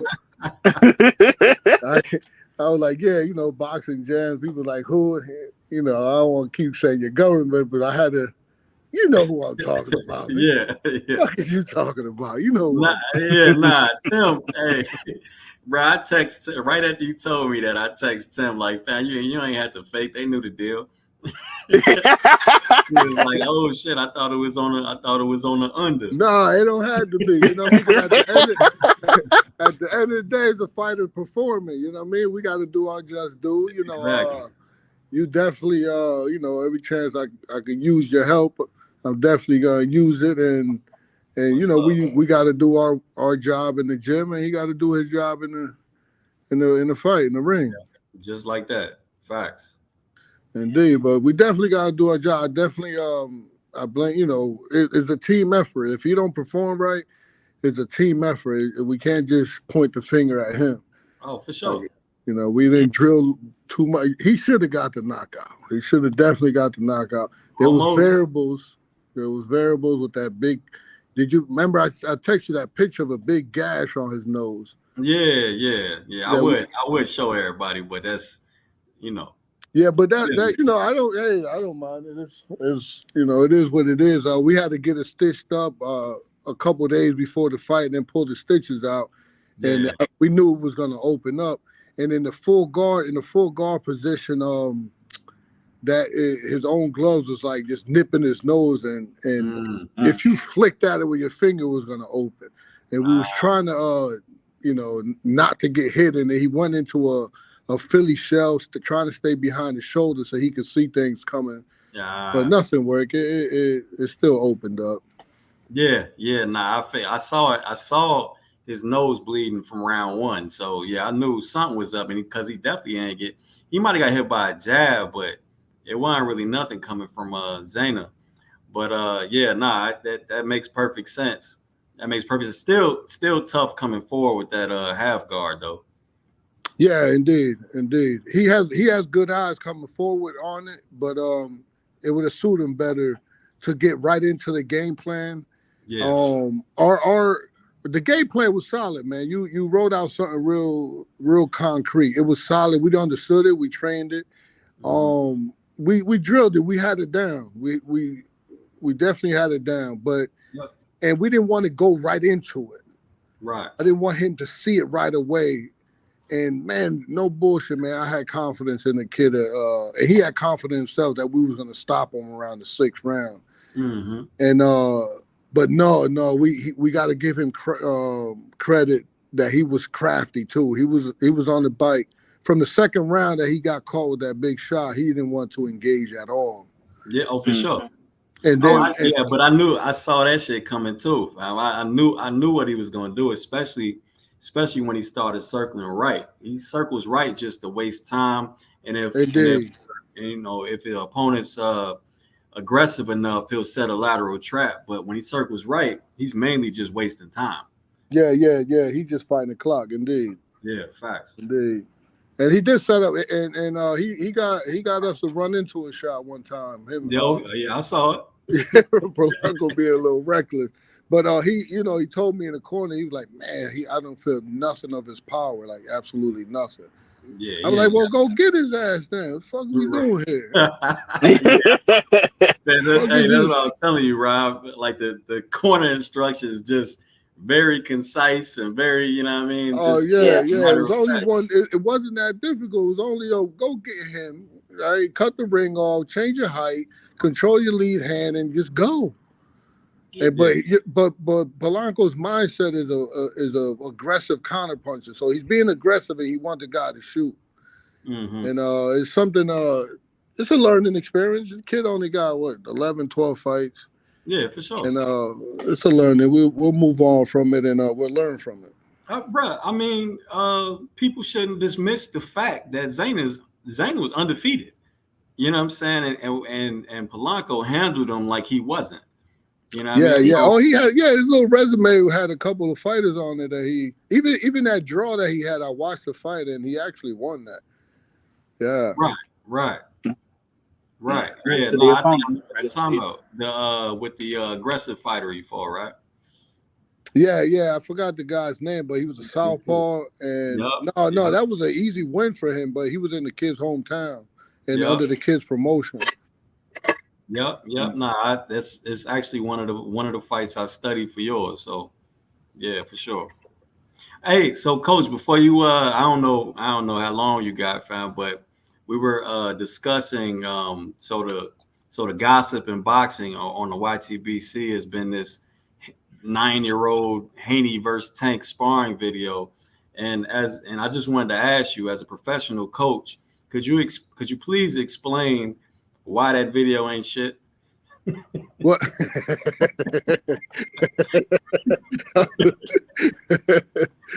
Oh, one, it shouldn't be shit because, man, I don't know how your fans or the people feel about Tank Davis and his career, but you know, it's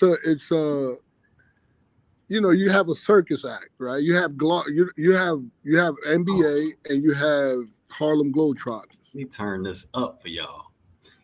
You have, Let me turn it. Hold on, man. Hold on. Before you go in right now, because you about to say some shit that they need to hear. Let's see. Let me turn this shit up. Yeah, I wish I could phone a few friends that need to hear what he about to say. Cause I know where he going to. Yeah. Let him go. Let him go. Go ahead, coach. well, you know, there's a reason. There's a lot of nice basketball players out here, right? And there's a lot of nice boxers, but there's a reason why Harlem Globetrotters players. Oh no, it cut out. Coach cut out right on the gem. Damn, coach, your mic cut out right on the spot where you was saying it's the reason why Harlem Globetrotter players. Damn, bro. Do we have him? Do we still have him? He's still here, but his mic cut out.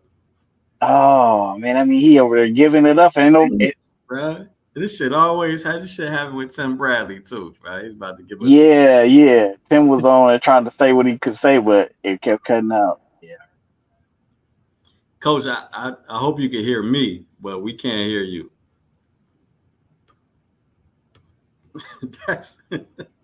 Damn, man, he was about to say to.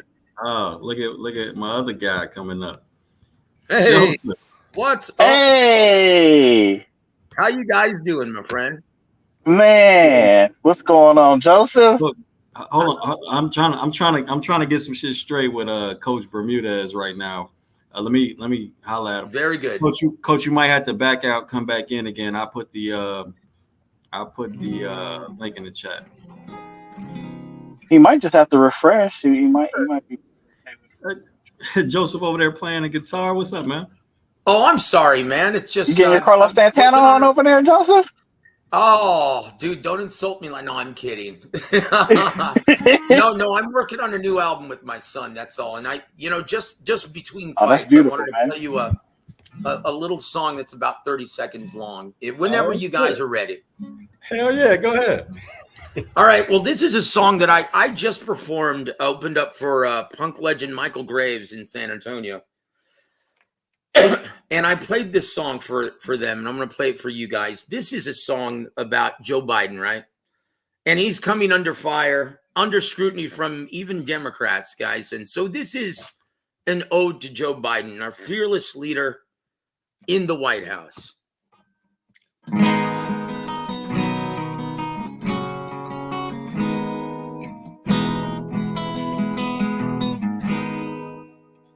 Well, let me sing you a song about Sleepy Joe Biden and all the great things that he's done.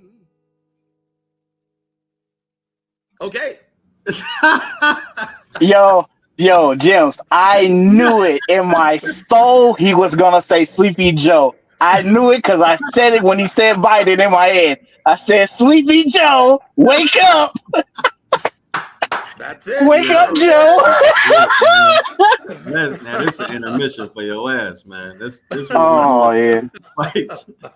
Damn, Joseph, you came in blazing, man. Like you always do, man. Coming in blazing, man. It's been a minute. Thank you, Rob. Yeah. Hey, you know what? Biden's accomplishments is like Ryan Garcia's inside game.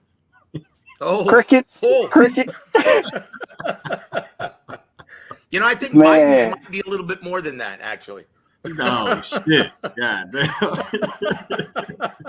Oh yeah, But yeah. no, I purposely made that for because he's been under scrutiny for some reason because of his outward appearance.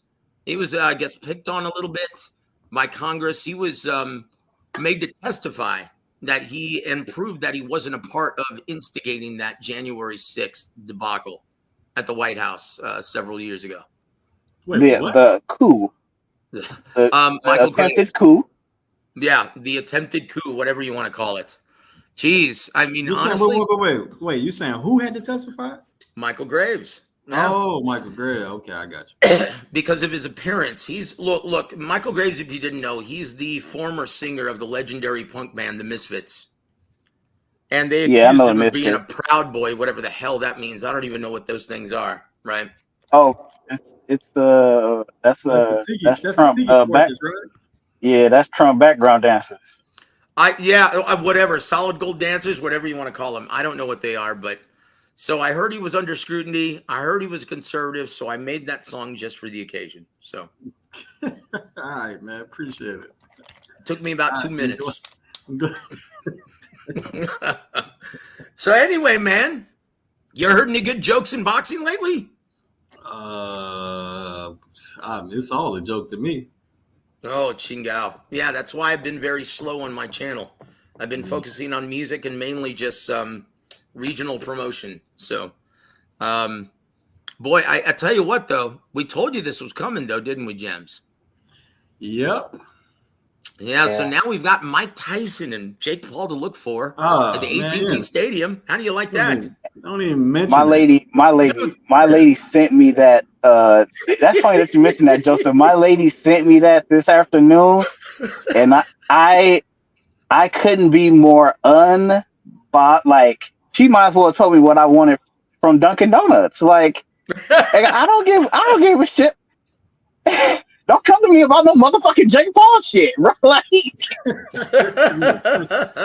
got Rob. Oh my gosh! And you know what's sad is De La Hoya publicly goes, you know what? I'm genuinely sad for Mike Tyson. You know, this is just really bad. And I'm like, motherfucker, don't even lie, dude. It's like don't you stick your nose up. Yeah. The only one he's sad for is him, that it wasn't him that was chosen, and it was Come on. Let's be honest. Yeah. That's it, because that is going to be the biggest money event of the year. Bruh, hey, Coach was about to drop a serious gem, and that shit Let's hear it. Right out, man. Nah, he got his mic got messed up somehow, and he's trying to reset it. But nah, so the question I asked him, or what I asked him to explain is, or I just said, Coach, tell these people why that Haney versus Tank sparring session ain't shit. Oh yeah. And he's about to explain some shit that people needed to hear, and that might cut right out, man. I think most of your channel already realized it was as if Floyd was behind the curtains. Al listening. Cut his mic. Yeah. Al got the phone tap. I think most of your channel though realizes the reality of this. They're very educated. They're very smart. Yeah. It's always just a few. It's always just a few of them that it's always a few scragglers though. It's just the fanboys, man. It's just the fanboys that put credence into anything sparring. Look, you know, you get hurt in sparring, you get your ass whooped in sparring, especially when you're first starting camp. Like, you know what? That happens, guys. It's not a big deal. That's nothing. It really is. And look, how long ago was this? How long ago was this anyway? Not like 9 years ago. Dude, why is anyone putting any credence in that? I have no clue. Maybe like 6. I don't know, bro. I halfway paid attention to that shit. It's nonsense and noise. When I seen Broner, I said, I know this. Oh, I know it's up.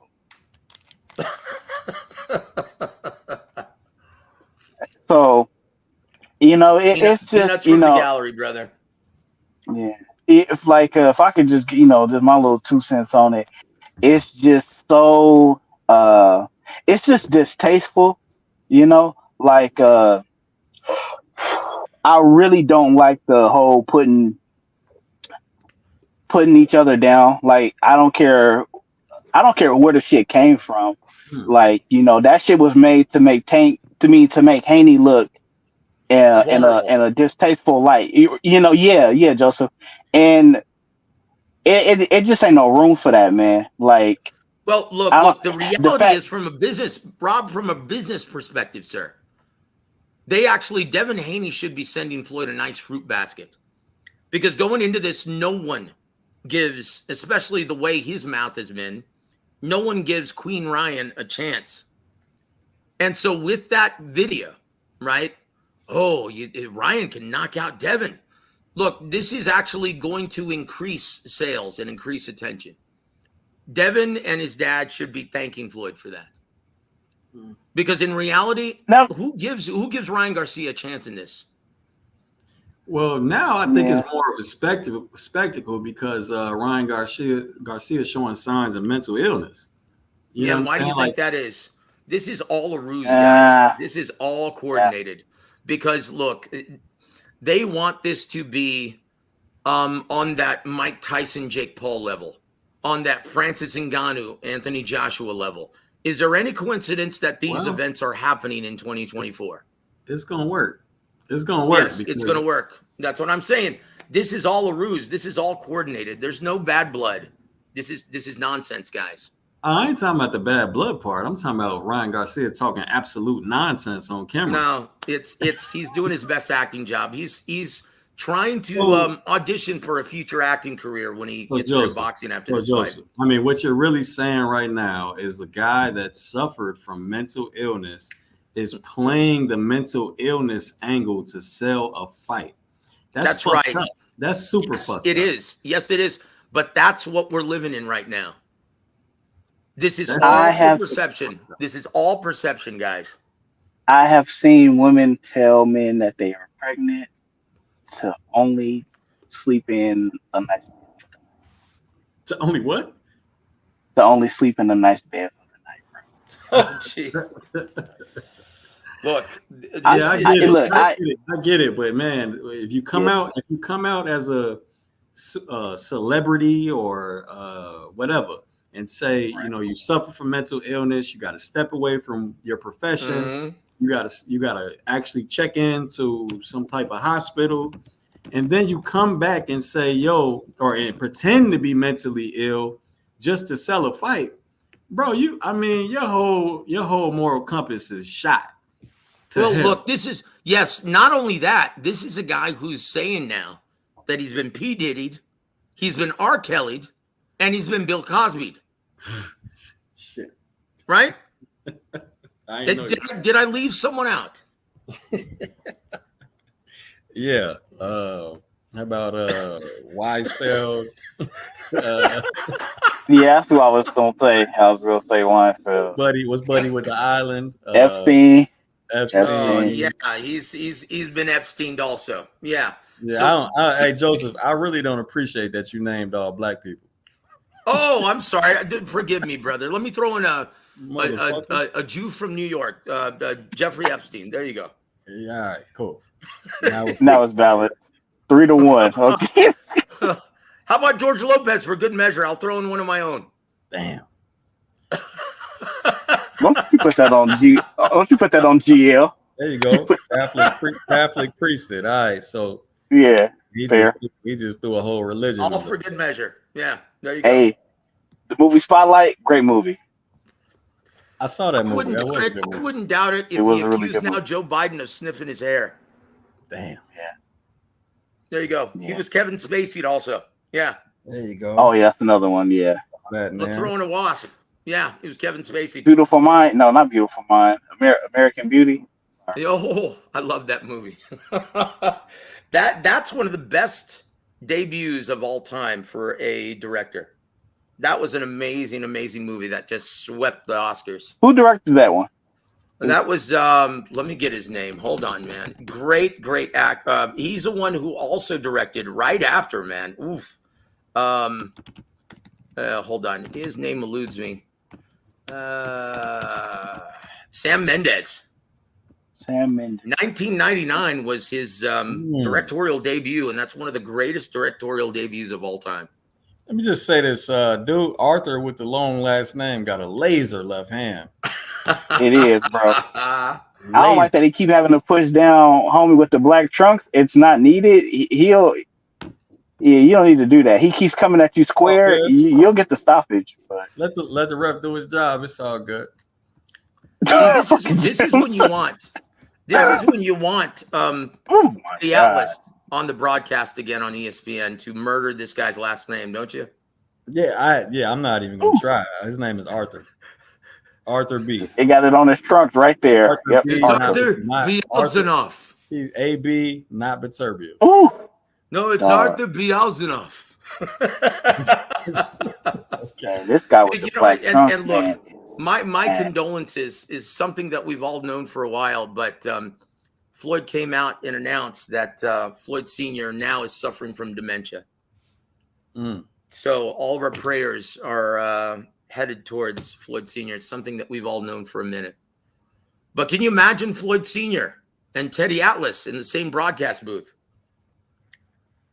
You mean Well Floyd Sr.? No, either one. Oh shit. Man, he needs to use his fucking jab, man. No, let me tell you, you need to put bugs on the windshield. Bielzanoff. Man, you could have had this boy out of here by then, man.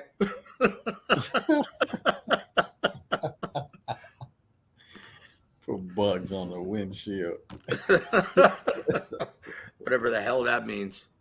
Hey, why my man with the black trunks look like homeboy, the backup quarterback from The Longest Yard? Which one? The original? Nah, the Adam Sandler one. Oh, that's a good movie. That was a really good remake, actually. Jesus Christ, man. Yeah, he looked like he looked like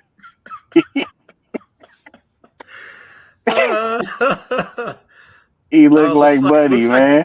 Looks like Tigre is not so rough tonight. Oh, oof. Hey man, that left hand is. Come on, Tigre. Don't let him do that to you. He didn't push it down that time. Keep your goddamn head up.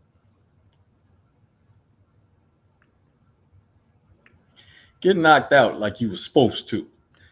Get knocked out like your old man used to. Oh, gee.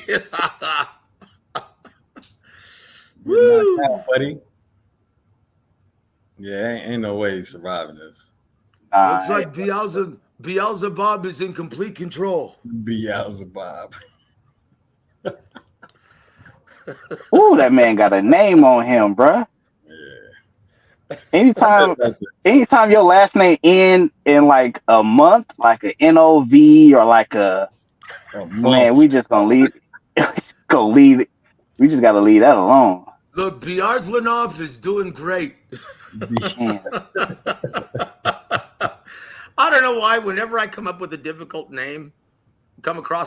name to pronounce, I always try to do the Teddy Atlas. For some reason, it used to be magic when he was on. It could be anyone's name. You know, it could be Vinny Matalone from the tri-state area. And it was just magic here in Teddy. Just murder that on the air.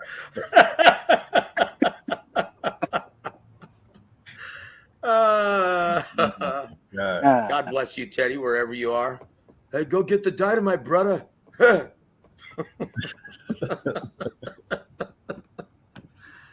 Oh, Chihuahua. All right. Now he's warning Tigre. Right. So what is your time on this broadcast, sir? 108. Oh, chinga. About 40 seconds behind you, as usual. I'm a minute 30.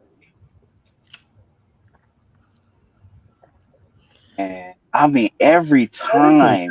This is just a prolonged beating. I mean, what? It really is, dog. I mean, he hitting the ankles on him. That's crazy.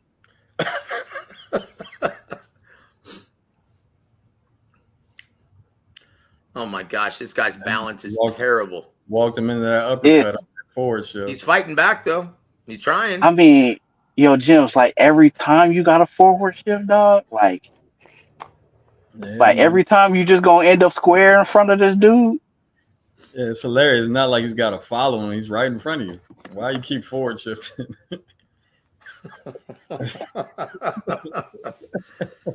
Oh, poor guy. Yo, that left hand is so it's so good. That left hand is really good. Well, it also helps that Buddy is right in the line of fire, like always. Yeah. Yeah. He's right there. Look at that. They can't miss. Man, this fight needs to be stopped. I think I How could do you get fall? Tigre a run for his money. Now right this now. this Quit. is one. He quit. Good. Oh, He should have. He got knocked down, got up, and then took a knee again, or sort of squatted. Jesus. Man, where did they get Buddy from? He said Teddy kept calling Zhang Willie on his last podcast. Willie Zhang. Willie. Well, it's Zhilei Zhang is actually how you pronounce his name.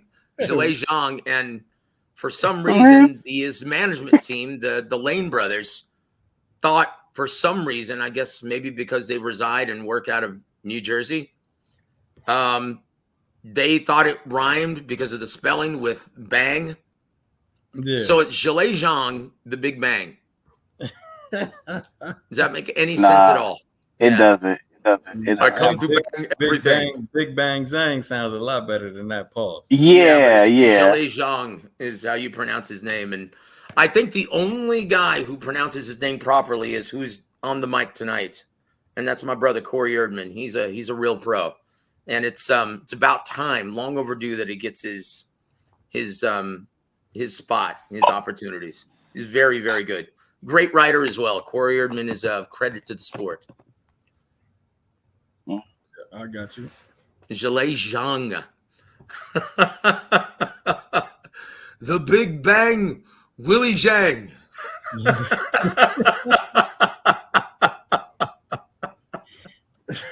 Oh, Chingao. All right, I think we might have Iglesias Coceras next, which is the first fight I bet on, and then Butler rolls after that, and we can call it a wrap.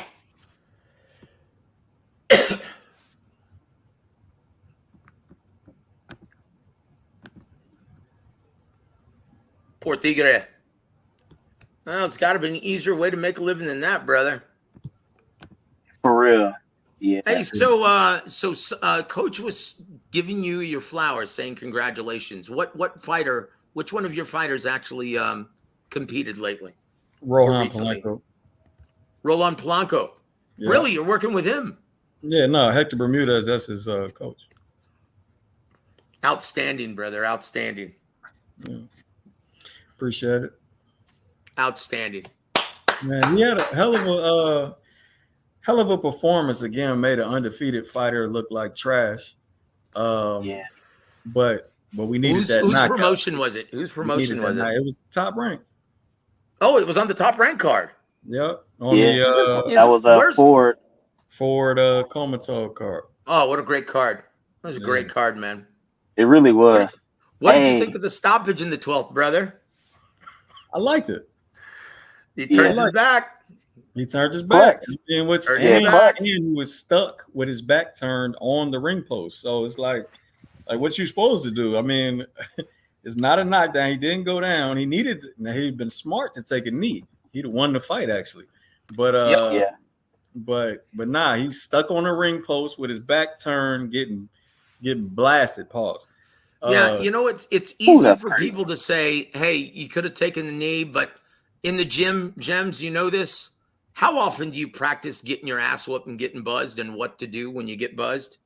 Well, so you should practice that, but they don't practice it all. No one practices getting your ass whooped. It's kind of a psychological thing. Why would you practice getting your ass whooped? Nobody does. Some people do practice getting buzzed though with the spinning around the bat shit, and what I mean. Some people do practice that. As a matter of fact, my Scooby practices that. Who? Kurt Scooby. Scooby? Yeah, one of the guys I work with. Oh, okay, very good. Like, hey, Scoob.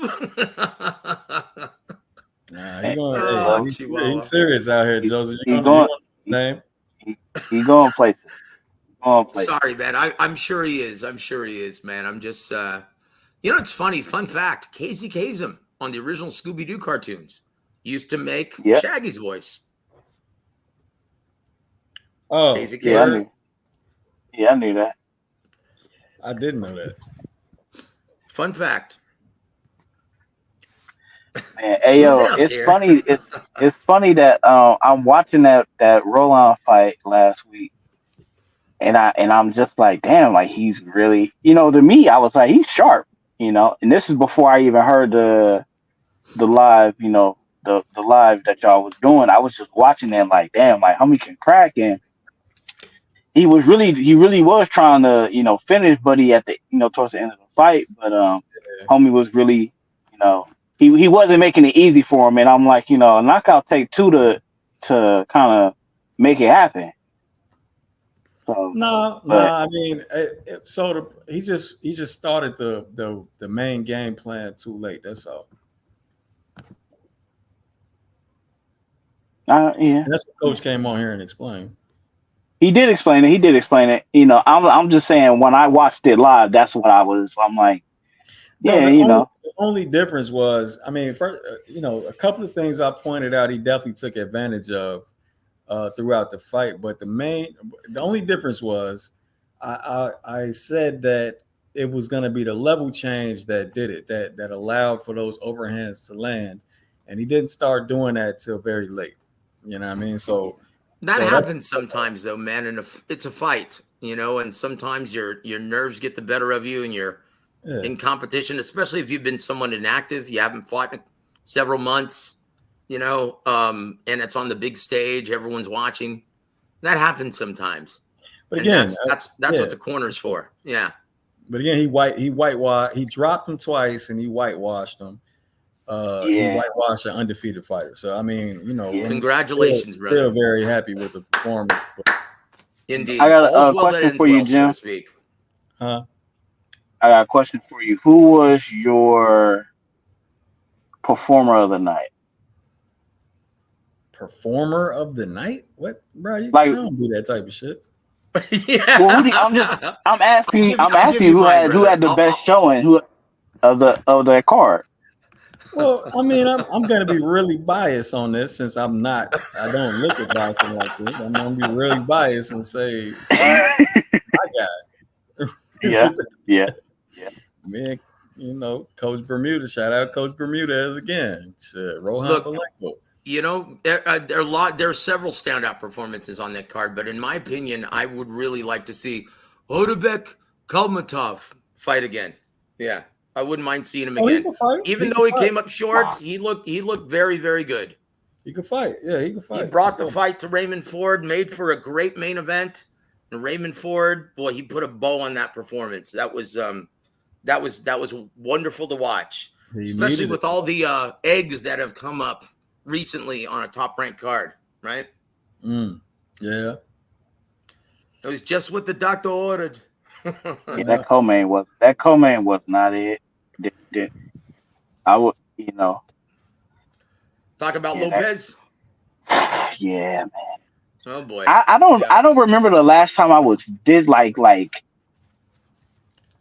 like watching a fighter and my mood was like angry. Like why the fuck are you fighting like that? I really did feel like Arsenio Hall when homie kept shooting that little gun. Like, bruh, stop shooting that shit. Stop shooting that shit, bro. Like, stop fucking swinging like that. Golly. Hey man, it works.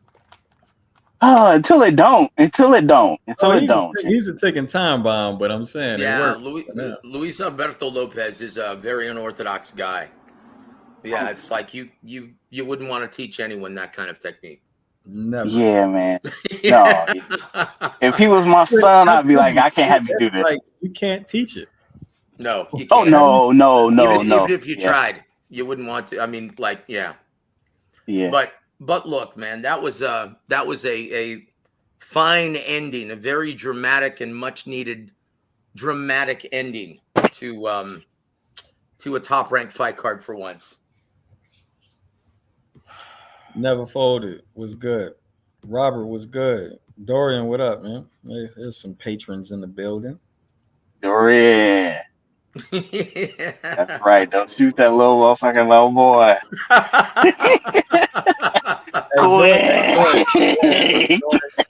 Dorian, if you got time, come on up, man. You ain't did one of the YouTube lives before. Mm-hmm. Yeah. Rob, same for you. Robert, sorry. Gotta differentiate. Yeah. Nah, man. That and also Isley really looked good, man. Boy, looked sharp on the Bomac, Yep, man. he sure did. He looked super sharp. Really looked good. Yeah, I was really happy for Top Rank. Yeah. Like I always talk about Isley and Shoo. Like, them was my favorites to watch, man. My favorites to watch. How you doing, Robert? Yo, what's up, Joseph? Robert, man. How you been, Joseph? Doing well, brother. Living the dream, man. Living the dream. Just playing music, getting ready for a fight card in Northern California, April 26th. Out of what city in NorCal? Which eludes me. It's right outside of Sacramento. So we're working on getting sponsorship, and if all things go well, I've got a gig that week. Playing a pizzeria, actually, a sponsor of mine named Halftime Pizza, and then a couple days after, I'm going to fly up and do the ring announcing. And the casino eludes me right now. Forgive me, guys. But yeah, I'm going to be soliciting sponsorship for the card. And I'm going to be doing ring announcing, and yeah, it's going to be a lot of fun. Uppercut Promotions out of Sacramento. Cool, man. Okay, so is it in the city of Sacramento, or you said the outskirts? No, it's right outside. Here, let me look it up real quick. I'm so sorry I don't have that ready for me. No, you're not supposed. You ain't supposed to, man. It's all good. Well, I am technically. Oh. Here it is. It's April 26th. At let me see, events. Here it comes. Out of the Gold Country Casino Resort out of Oroville, California. Oroville. Okay. That's right outside, about half an hour outside of Sacramento. Yeah. Okay. So it's going to be Uppercut Promotions. Very good. That's what I want to hear. It's going to be outstanding. It's going to feature also Kevin Montano. We're trying to get Joe Sean James on the card as well. Should be a really nice card. Hey, Joseph. Yes, sir. Do you do any shows like in Georgia? No, I've never worked a Georgian card. I'd love to, though. The more the merrier. But usually I stay in Texas. Usually. Well, lately the last several years have been because of my health. But now that I'm strong like bull, I can fly anywhere now. So. Copy that. Cool. Copy. Hey, we about to watch some female heavyweights. Oh shit! Is that what this is? Woo! They got a whole spotlight, documentary. Yeah. I see this. This is cool. I mean, the last time I interviewed Christian from Eye of the Tiger, yeah, it's been a minute, but I think it was like 12 years ago. When I used to have, before it was called a podcast, I used to have a blog talk radio on East Side Boxing, which is now Boxing News 24. And we used to interview all of his fighters as well as him, like at least once every 2 weeks. And he's a great guy. He's great for the sport. I just wish that, it's really disheartening when you consider all of the hardworking promoters in North America. And only a handful get TV dates here in the United States. It's a real shame because, Eye of the Tiger, they do a great job. And they really care about their fighters, as well as Dimitri Salita. And Dimitri it's about time he's getting dates with DAZN. He deserves it. He's a great guy. and he's going to be a great promoter as long as he keeps going. I was just talking about this shit on Patreon, Joseph. They need to. Oh, first of all, I understand where it's. I mean, I remember where you said it was headed, and for sure, it seems like it's headed that way. But these guys, these big time promoters, the lack of innovation is just it's alarming to me, fam. Like they should have been just selling fights on their own apps. That's what they should have. Yeah, so you they think wouldn't need no damn TV dates if they exactly. got their own. Hindsight is 2020 always. Can you imagine if Al Heyman had the wherewithal and were surrounded by the right people that could have actually talked him into starting his own streaming app rather than wasting all that money, those hundreds of millions of dollars in time buys? Yep. We would be in a very different place right now. Very, very different place. Shit, it might be a PBC belt. And you know, there very well may have. There was a lot of serious chatter about that about 10 years ago. Yeah, look. And so real quick, Rob. So ProBox came in and did it, and they're doing pretty well. I mean, it's not bad. You know, BLK Prime came out of nowhere and did that shit. Why can't these big promoters do this shit? Because they survive. These are guys that do not spend a dime of their own money. This is why Heyman is having such a hard time right now, because he lost any of his line of credit that he had because of the skeletons in his wake, right? This is a guy who unprecedented, like it was unprecedented. He blew through 11 major platforms in less than 8 years.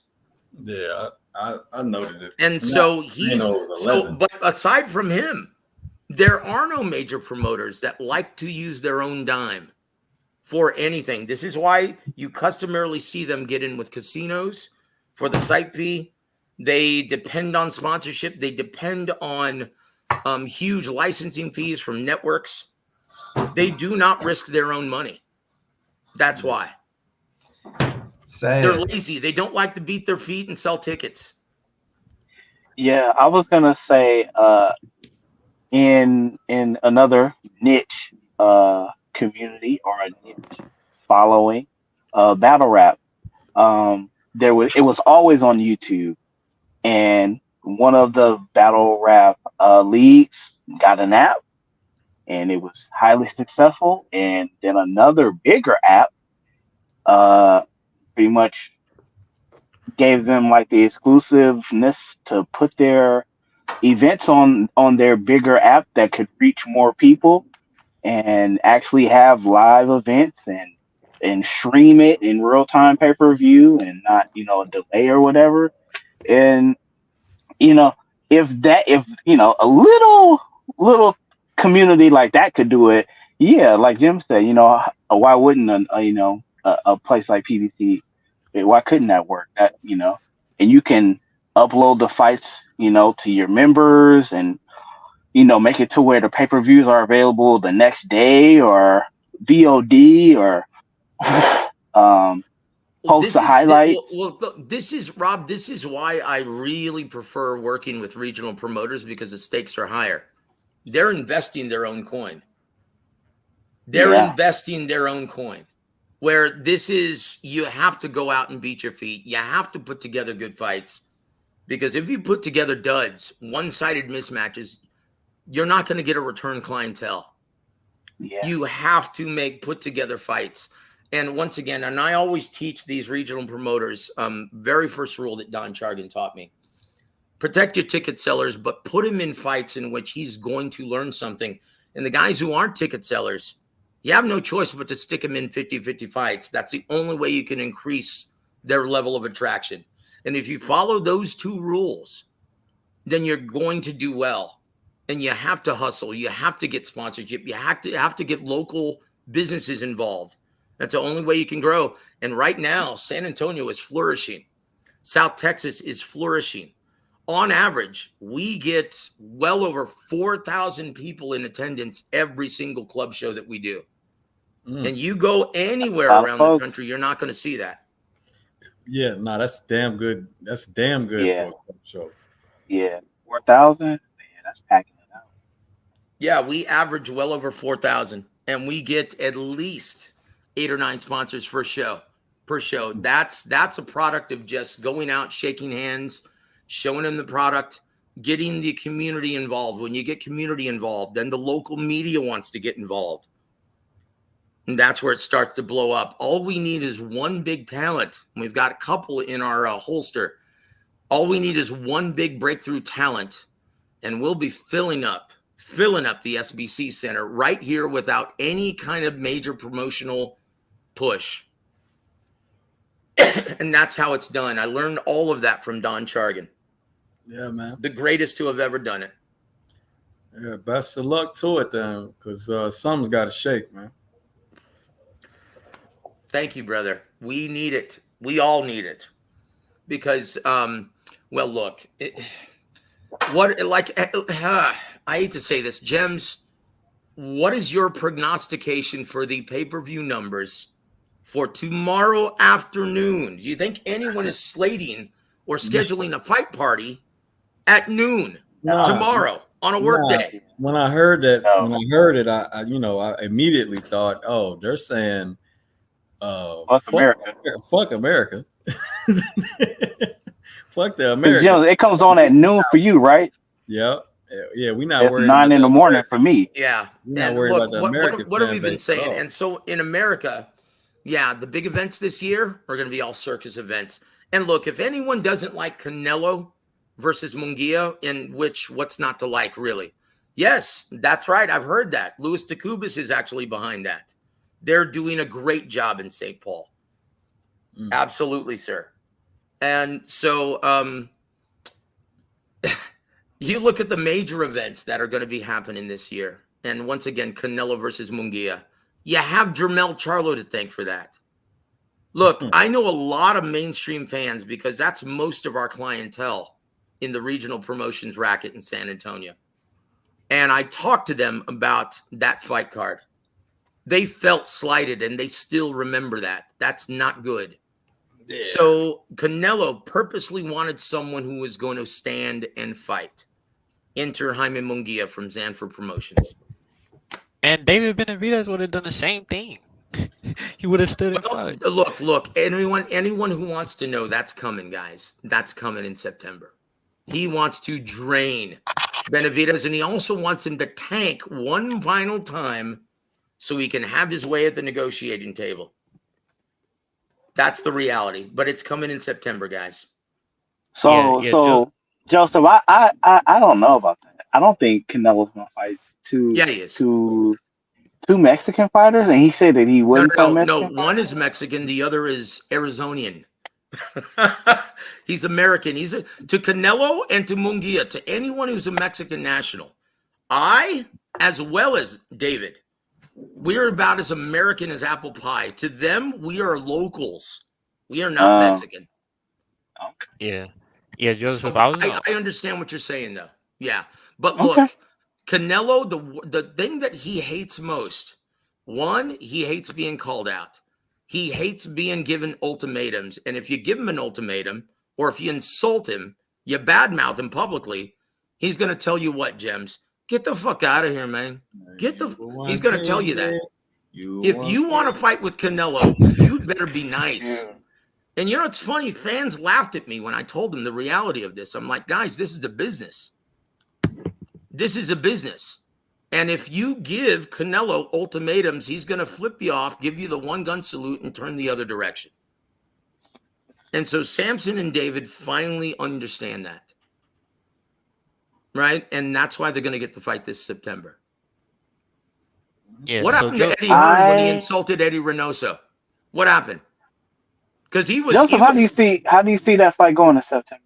If Benavidez and Canelo.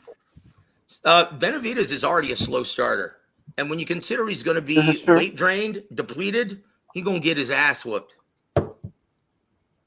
Robert, what do you say? I think it'll be an inside fight. I gotta really see who's. I think Canelo will win. I don't see Benavidez and Canelo with his power. Canelo got one of the best beards in boxing. And not when he's drained. He's Yeah, going to be like espe- Ryan Garcia going into the tank fight.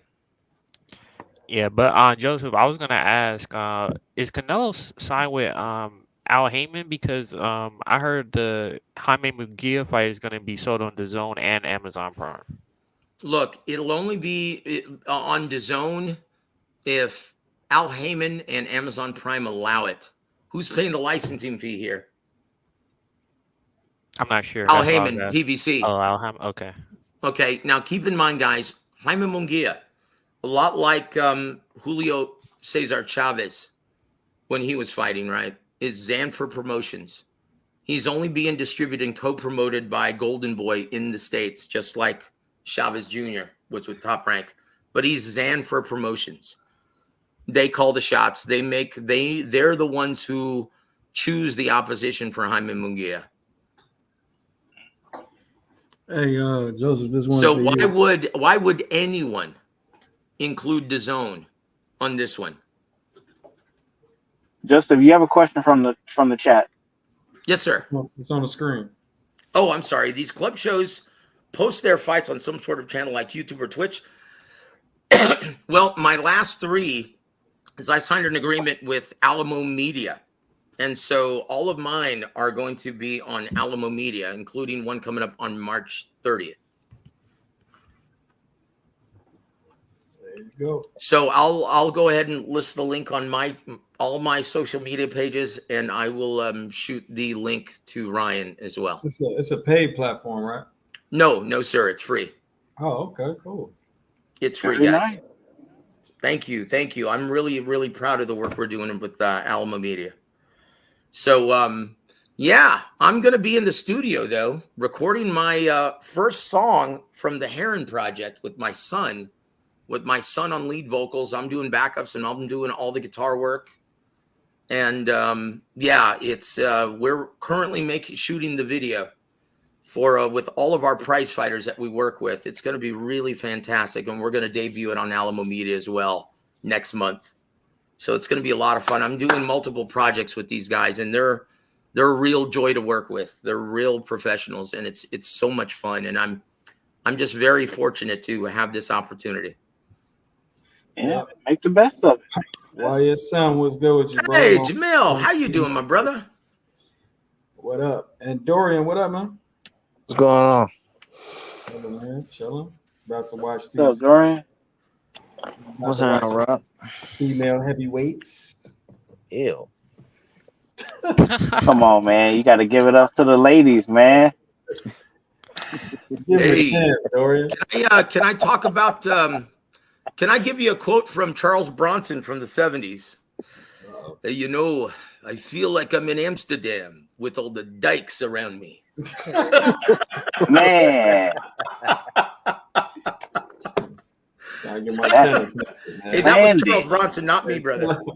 Chill out. Can't get my channel canceled. This is a I'm sorry. family. This is a family show, Joseph. Well, apparently, so Not is really. an LBGTQ parade, isn't it? He gonna Chingo. start talking about bull daggers next. Hey, man. Jesus Christ, man. Hey, back Jesus to these fights, Christ, man. y'all. Damn. I'm sorry. What did I say? I'm sorry. What? Ah, What did I say? What? All right. man, the other dude on the last live, man, dropped the F-bomb, man. Like, yo, y'all. I'm sorry, bro. I'm from I the say it all south. the So. time. So Hey, dude, no, man. it was just a other quote from F-bomb. Charles Bronson. That's all. Not That's the all. other F-bomb. Yeah, I get it. Yeah, the other F-bomb. Yeah. We from the 1900s, but that used to be okay to say. You can't say that no more, Man, what Oh, you talking I'm about? That's sorry, just a brother. cigarette. man. And only time it's a cigarette unless Buddy from the UK is on or Muleta is on. And the only two people who can say it. Man, if you think heavyweight men's boxing bad now, We gonna watch this fight. These We gonna- girls- Yeah, we're gonna give it the respect that it deserves, okay? Give this a chance. Yeah, deserves. These girls make Francis Ngannou look like Joe Louis. Come on now. I just remember. Come these on, gonna be Joseph. You can't 2-minute do that, rounds. man. Why not? I just did. Come I on. believe it. I believe it when I see it. Woo! We're gonna have fun watching tomorrow, guys. Hey, you gonna be live 2-minute tomorrow? rounds, You're boy. retired. Hey, happy retirement, brother. I appreciate it. Appreciate it, man. Happy retirement and best of luck into your new career, man. You're off to a great start. Appreciate you, Joseph. Same Black to man you. retired before he's 40. That's a premonition. That's a God damn, Rob, can I say thank you without you You cutting see me him. off? that's on me. That's on me. My bad. Rob be in that truck all day, nobody to talk to, man. That boy be antsy. You don't know my life. Somebody get that man Get a on headset. jams. I'm gonna talk over everybody. Man, But, all right, fight star. But no, I appreciate you, Joseph. And I mean, it ain't new for you, but you know, I wish you the best of luck in everything you're trying to do right now as well. Thank you, my friend. All right, Thank you, my friend. let's get. Hey, they throwing hands. Let me see something. Hey, let's get ready to see the girls. Here we go. Amsterdam. Orthodox versus Orthodox. Man, it's always. You know what, man? Somebody needed. All right, never mind. Yeah, she came out the corner Nah, express with yourself. the shell. Come on, brother. Speak. Yeah. You're here among friends. Come on now. Speak your mind. Why is it that a lot of females have no defense for overhands? Because they both throwing them. Because they both throwing them. Because they're used to having their heads down. Yo, Joseph, man. Joseph, bruh. I'm just gonna watch the fight. Be quiet. That was Charles Yeah, Bronson. man, That we was ain't Charles, even. not me. No. Yeah. Joseph, there is a lot of women in this chat and on this channel. This is a family show. Once I'm again, sorry. Boy, My they be apologies trading to them all over, the man. lovely ladies listening in the chat. My apologies. 1.5% of my subscribers are female. Damn. Very good. Large Very good. Then demographic. they would agree with me then. More than likely. come on. It's a good 750 of them. My I mean, you apologies, gotta- Gems. I'm sorry. My apologies. My apologies to all the lovely ladies in the chat and listening tonight. My apologies. I have much respect and I love women. So there it is. What's purple shorts getting pieced up? Yeah. God damn. Protect your head. Get your head off the line, baby girl. They don't. I ain't I asking all swear, that. most time it just be these exchanges where they standing up tall, trading these Yeah. little paw punches. Yeah, back. straight up rock'em sock'em. I mean, they only Like got 2 literally minutes. look like the robot. Ooh, shit. You got to remember, Rob, they female heavyweights, so it's just going. Well, I'm gonna chill out. Unless you, man, come on. I say men. Yo, James, you asked him to come on the panel, so you know what? We really should just let him go because you did ask him to be here. I didn't say nothing. Shit, I was laughing. Yeah. David, to his sister's getting pieced up right now. Shit looking like a street fight right now. Yeah, somebody said that in the chat. Street beef. Yeah. Ezekiel said it. He predicted it. Yeah. Yeah, but I say men's heavyweights, it only be good for the first 3 minutes till somebody get knocked out. Right. All right, let's get it. So we need your official prognostication, man. Oh, On I got tomorrow's big events after this, brother, in between fights. AJ knockout. What round? That's a tough one. That's a tough one. So tell me, Ryan, what is the official bet for Boxing Gems AJ on knockout. your preferred betting platform? Can't get you that. Nah, it's all good on that one. I ain't gonna give up the rest of them. The rest of them. Oh, okay. Nah, but nah, I got AJ by knockout. That's definitely the official bet.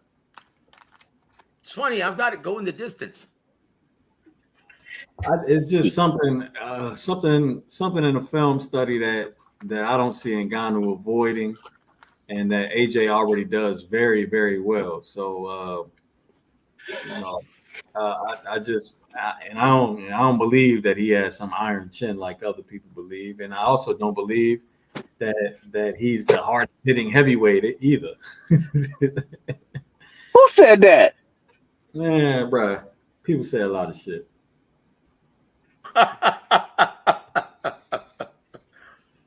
I like Hitting UFC fighter. That he is. That he is. Man, James, every day we stray further away from the truth. Every day. Yeah. I like how Vidal is using her lead hand feints. Who? The Vidal. one in silver and Vidal. purple. The purple? Yeah, purple. Yeah, purple. Man, she can't take them. She can't. It's Vidal, y'all. Her head on the stick at some point. Like when she, it's like she has to think about being defensive and then she'll move her head. But other than that, that motherfucker's on a pole. It could. I think it's just a combination of them making them fight too soon, or they just don't have the ability to learn it that quick. One or the other. Damn, you talking about the overall problem with female boxing? I think at a certain, well, how many of them look the same, dog? A lot of them look the same, the exact same. I mean, they up tall and they get lauded for their chins and how durable they are and how good they in the ring outfits look. Any other arbitrary shit I need to say? Overhands, relative athleticism. You know, just I can continue with the intangibles. You know, sounds like you just described boxing as a whole in a much healthier era. It's like they showed them a cross and then they showed them the overhand. And it was like, nah, we riding with the overhand. And they all took a vote and was like, we only throwing overhands. 1, 2, 3 overhand. Like, you show me a female fighter after a fight other than Clarissa Shields that does not end up with whiplash after every fight. Bro, it's plenty. Hold on, man. Whiplash. I love it. I love it. Baumgardner. I said other than Clarissa, so I mean the whole table open. So I gave you one. I don't know. Look, I don't get like that, but I seen a few. It's some. That's why I said one I was really in. Yeah, it's one I was really impressed with. I think her name like Fierro. Estrada too. Shanisa Estrada. Yeah, she cool. Yeah, it's another one named like. Yeah, she sent that more meat on a chicken wing, brother. Yeah, she sent that soccer mom to the hospital. I remember that. Yeah, that was just wrong, man. Yeah, they was low down for that shit. I think I seen that one. Yeah, that was the one where she just walked up to her and sent her to the stretcher. Yeah, I was actually live there at that event. That was terrible. That shit shouldn't have happened, boy. That's some shit I've seen at a regional level. She's doing it a little bit too much now. She's feinting up top to set up the stab job, and she's getting time with the back hand. Robert. Yeah, what's up? Nah, man, let Robert do his thing, man. Let him go. Let him go. Because he on the job right now, man. You're right. Not everybody can be bullshitting. Go ahead, Robert. You're doing a good job. Yeah, man. Nah, bro. I mean, if y'all just want to talk, I was no. Go ahead. I want to know exactly what's going on in this female heavyweight fight. Who's the champion? Who's the champion female? Yeah. So Vidal, she's trying to pre-slip, but she's not stepping inside with her footwork in order to take advantage of it. So she's just getting timed on the outside, even though she's trying to slip. She's not moving her feet. Interesting. Yeah, there seems to be a disconnect between her head and her feet for sure. All right. I mean, she just kept getting pieced up. It's like she has what she wants to do in her mind, but she keeps getting timed and it throws off her rhythm. So it's almost like she ain't skilled enough to comprehend her thoughts. Yeah. Rob, you weren't supposed to agree with that. She's either got to move her head or her feet. She can't do both. Both, yeah. Yeah, she over there doing her best Sammy Davis Jr. impression. Oh, geez. I mean, not even on like a step. I mean, most people can't like reverse shuffle off a head movement. You know what I mean? But Yeah, you can't. you should be able to step and slip. Exactly. Well, she did it. She did it then, but she got clocked though. I know they No, said this she's female she's heavyweight, just but how slipping. much they weigh exactly? Did they say the weights or no? 170 and 168. Mm, They're both 5'6", by the way. mm. They look about it. That's Dorian type of lady. That How sound Aunt said if she ain't 180, she ain't a lady. that sound like overhands and clinches. That's what that sound like. Hey, I ain't seen a clinch yet though. Shit, them motherfuckers been bombing. Yep.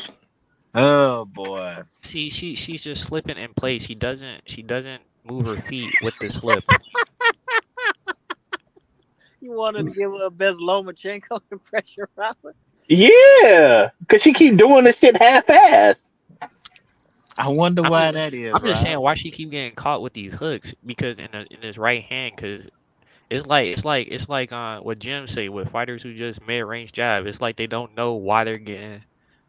Yeah, she just It's doing Counter. it. She's just doing the yeah. shit unconsciously, Dorian dog. been trying to tell you the same thing. for Like, 20 but minutes. nah, I'm just a dickhead because I don't give a fuck. Check out the cankles on Joe Anise. Yo, you gotta chill, man. I've been keeping it, but yeah, I ain't said nothing, but yeah, Sorry, come on, dude. man. No. Sorry, brother. You She just ain't did the fucking reps, Rob. Shit, she probably didn't hit the bag and did nothing but Ooh, pads and sparring and 50-50s. Of course, she ain't ah. gonna. You think she gonna come in this bitch like Salvador Sanchez? Hey, man, that is the we quote of sound the night right bad, there, man. man. I know we sound bad. I know we That do. is the quote Ooh, of I the know we night. do. Look, guys. We would be It's trashing Killer K in the you. chat. Killer K, we are Look, sorry. we would no. Look, guys. Killer On K this don't have no channel, love we for don't this. discriminate. If you're bad, you're bad. That's it. If That's you garbage, it. you Come fucking on now. garbage. Plain and simple. That's it, guys. We do not discriminate on this channel. That's why I be trying to tell Rob. Robert be trying to give himself headaches. Like, why he not doing the shit that makes sense? Cause the motherfucker ain't practicing. Motherfucker, you don't practice for your true. driver That's test. You very ain't gonna insightful. pass it just because you want your license. That's it. That is Hey, this absolutely is a title on fight, huh? 100%. Bro, Hey, Dorian is Benji, you hilarious. gotta relax. Benji, you gotta relax, man. Shakur had one hand. Ben, this a You gotta title relax. fight? This is a title fight. Oh, Chingao. More action. Hey, I tried to warn you guys about that Shakur Edwin fight. Tried to warn you Did, guys. did you? What you No, said yeah, about it? Everyone. Joseph called it. Joseph Hey, called bro, it. ain't no need to keep that going. I mean, Oh, okay. We leave it there. We'll leave it there. This is a title fight. Way it makes sense. But I This say is a I'm title pretty sure fight. nobody can name the heavyweight female champion. So Well, it makes sense seeing that the talent pool is only about 30 fighters deep. that's what I'm saying. Like I couldn't name one of them. I'm not about to try. No, Well, you mean Jim's you ain't can't right name because he Vidal? said Jim seen it was a heavyweight fight. He said a heavyweight a women's heavyweight title fight. The Last time you seen that WBC, shit. the vacant WBC. And Boy, Wolf Chingao. Suleiman ain't shit, boy. All right.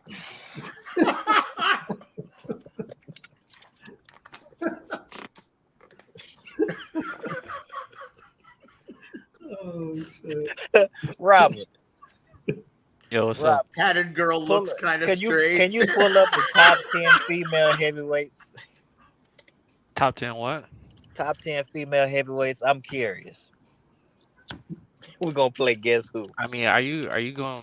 If I name her, are you gonna know? Fuck no. I just want to see something. You have Raquel Miller, Rosianna Cox, Ari Milicia, Chi Canelli, Vanessa Jonice, Roselle Muhammad, Angie Rocha, Trish Vodka, Manilas Blanco, and Sequita Hemingway. All them bitches sound like they went to a Votech. Damn. I didn't recognize the name on that list.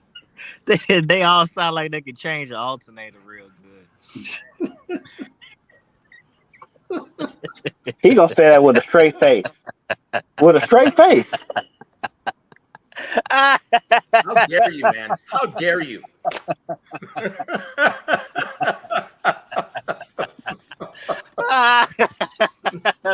Shit.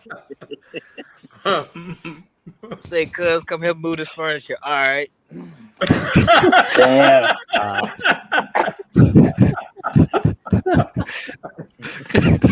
Cuz is crazy. They all work for moving companies.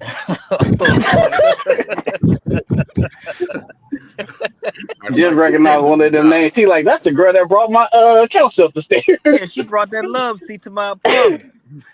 Man, I knew I'd seen her before. Yeah, she was the one that ain't need no help. Yeah. I tried to help her out. She was like, nah, I'm good. I got it. Like, no, I got it, big dog. I got it. Oh, I'm sorry. I'm sorry. Yeah, you could bring that ottoman, little nigga.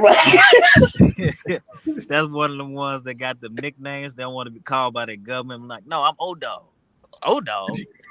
I thought your name was Olivia. Man. Oh shit, wearing nothing but your gas station tees and He your said, you bowls. carrying that barrel, you kind of strong. I got a gym down there on 3rd and Central. we could use somebody like you to help spar with the heavyweights. Yeah, I fought back in my day a little bit, you know. Had to grab a bitch by the hair too. Mm-hmm. I'd like to say that Andy fought the good fight. That Vidal let him be. I'd like to say. He fought for as long as he could. Sometimes he won against the sissies. Sometimes he lost. Y'all over here with the Shawshank Redemption, man. Come on, man. On the rape scene. Come on. Like, crazy, bro. Man. I'd like to say that Vidal let him be. Oh, bro. Same water tail. Man, I'm gonna try to get me a female heavyweight. I gotta get on that punch out there. I told you that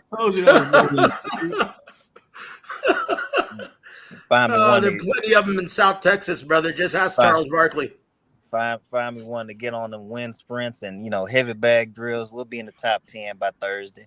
He like him. Hey, Dorian like him just thick, no ass, no titties, just thick.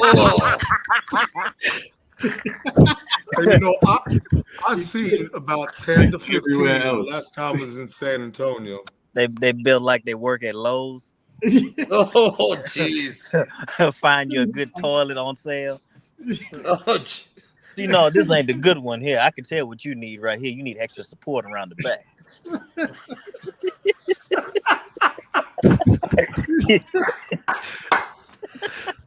This is who he is, y'all. This is who he is. Yo, I did not know Dorian was like this, bro. I read his messages, bro. That's just crazy. He said, hey, nah, we don't need the forklift. I got it. Bring the pallet. I brought my own. She in the back. Let me go get her. All right, man. Come on, you y'all. Wear a tank top to work every day underneath your vest. No, man. Come on, man. Okay. All right. Shit. It ain't done yet. Damn, man, I tell you what, my Charles Bronson quote is looking better and better every minute.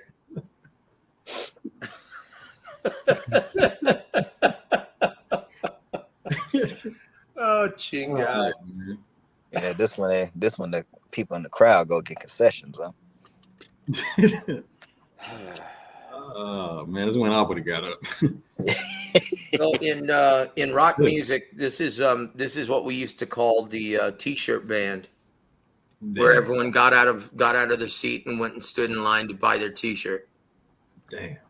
Yeah, it's kind of like how every time they have a female fight on a regional card here, and they both about the same level, or it'd be the same, 10 to 15 females fighting each other in 18 different matchups.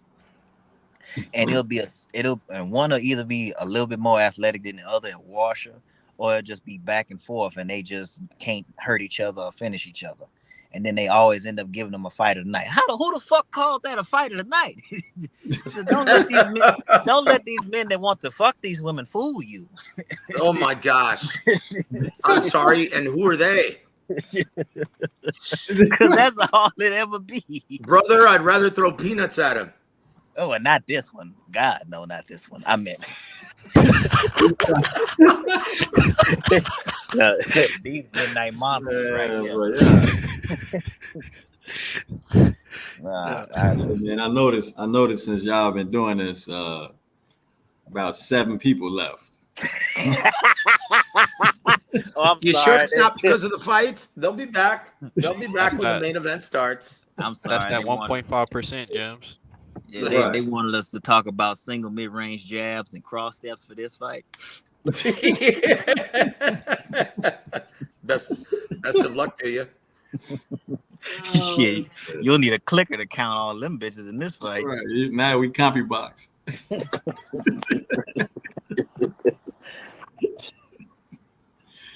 Oh man, all right. I'd rather watch Aaron Pryor in slow-mo. Oh hell no. Hell no, bro. Hey, Joseph, there's a couple. So on Patreon, there's a couple people that I refuse to live film study, and Aaron Pryor is definitely one of them, man. One and done. Yeah, bro. Fuck that. For shit. like fantasy matchups and shit. Yeah, I hate that shit.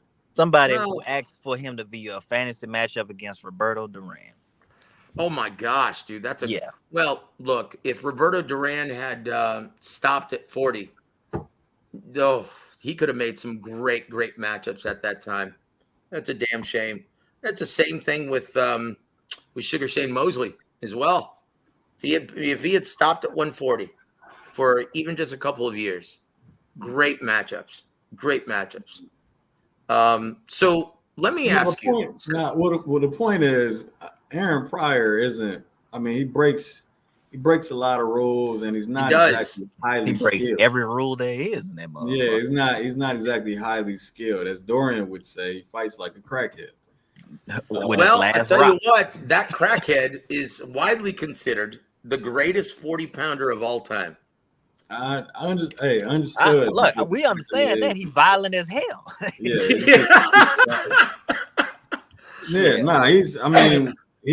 What he did was very unorthodox and definitely hard. Just like Luis Alberto Lopez, except Lopez very difficult to prepare for. Don't have the Hawk's chin. No, the Hawk had a retarded beard. Yep. Yeah. Sorry to say. And went even crazier every time he got hurt. Yep. Do you know, fun fact, in the Olympic trials, that was Ronnie Shields' roommate, the Hawk from Cincinnati, Ohio. Yeah, you said that. I heard you say that before. Yeah, they became very dear friends, and but Ronnie led a very different lifestyle. So, right, that's a nice way of putting it. Yeah. Poor Aaron, man.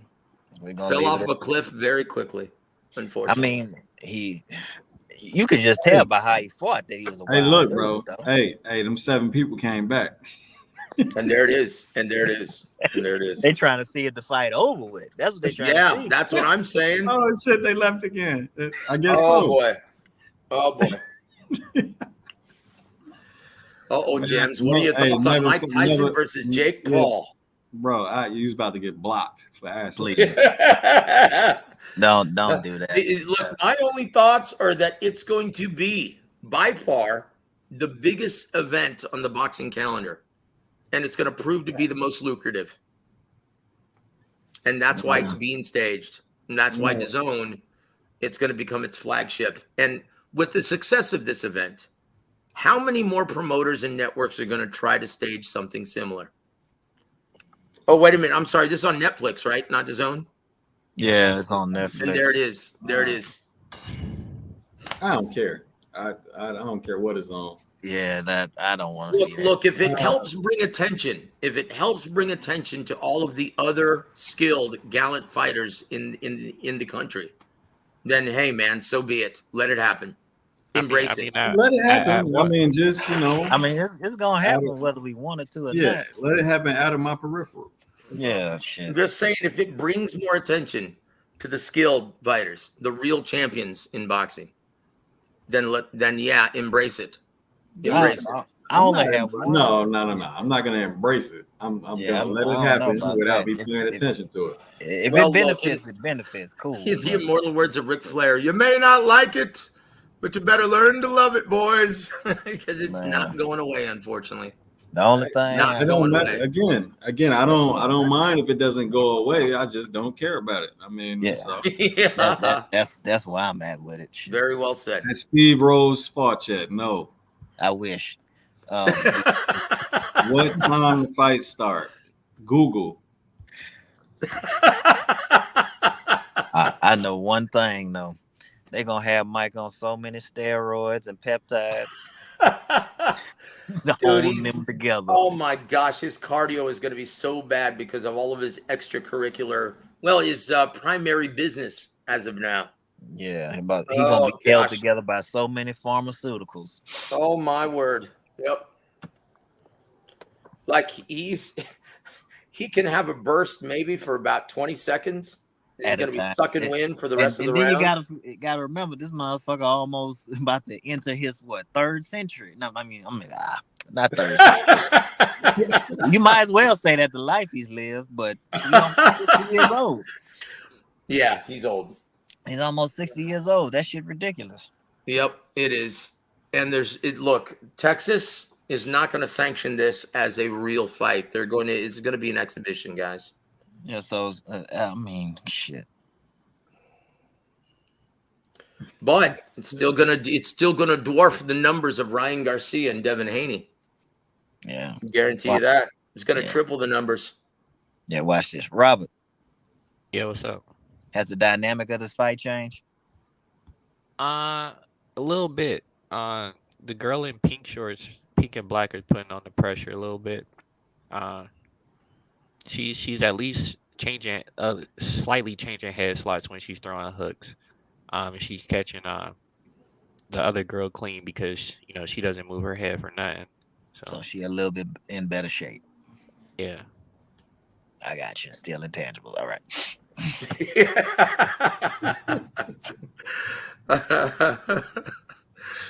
Oh, jeez. Oh my gosh. Who got the IBF heavyweight women's championship? Who cares? I'm just trying to make IBF. Raquel Miller does. Raquel Miller is actually she has the IBO and the IBF. Actually, no. My bad. All the belts are vacant, apparently. That's what it says. But Raquel Miller is the first in line for the IBF. Interesting. So pink and black gonna be the only heavyweight champion. I guess so. That's got to be the most spotty lineal history. Oh boy. What you doing? Oh boy.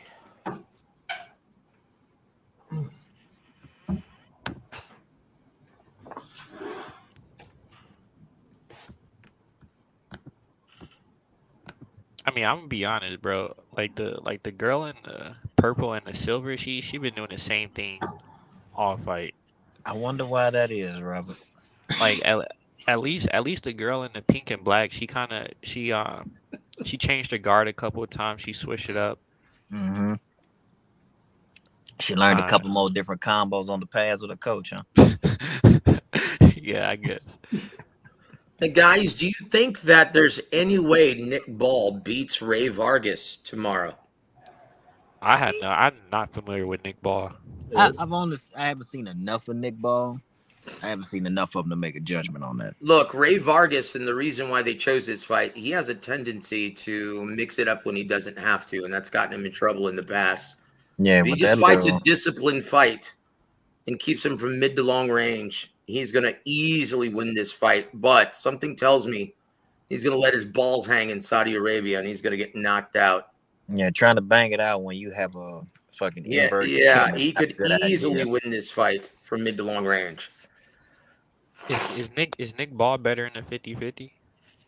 No, Nick No, Ball is 5'2" with short arms and relies on Yeah. explosion from the outside, or Yep.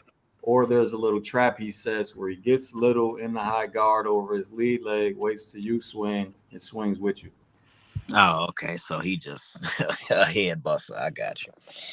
he's He going to has get no short. outboxed thoroughly from mid to long range unless Ray Vargas, well, very sportingly fights him in the pocket. And that's Oh, like, why would he do that? Why would he do that? But something tells me he's going to do that. He's going to make it. He's going to pay for it.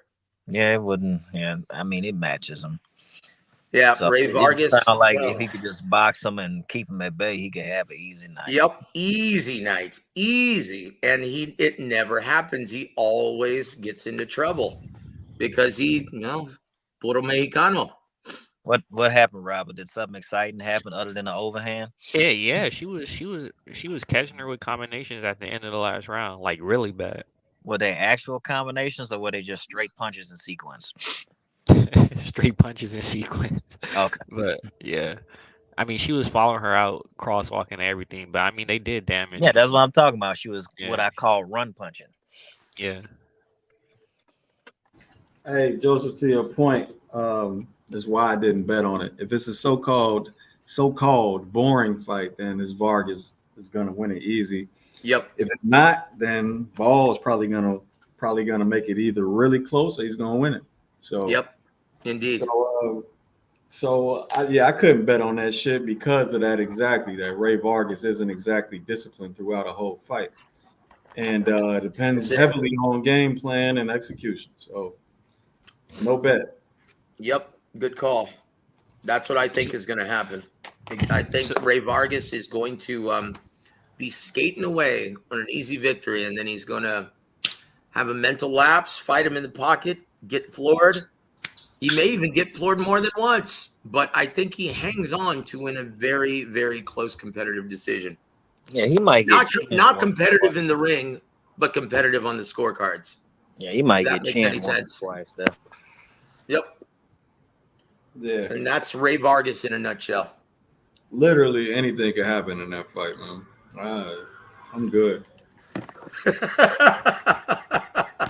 It's a waste of pick. Oh, I tell you what, I'm really looking forward to Israel Madrimov versus Magomed Korbanov. I'm really looking forward to that one.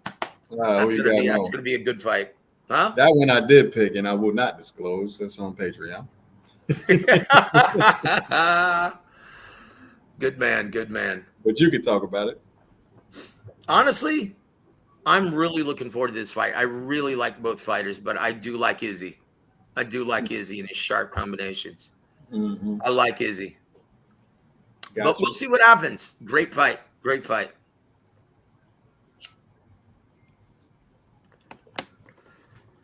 In my opinion, his victory over Michelle Soro was, very impressive. Yep, and what's his name? Korbanov. Korbanov had that split against same fighter, right? Michelle Soro. Yep. Yeah. Michelle Soro is the litmus test at 54. Like, he's the guy that you go out of your way to stay away from.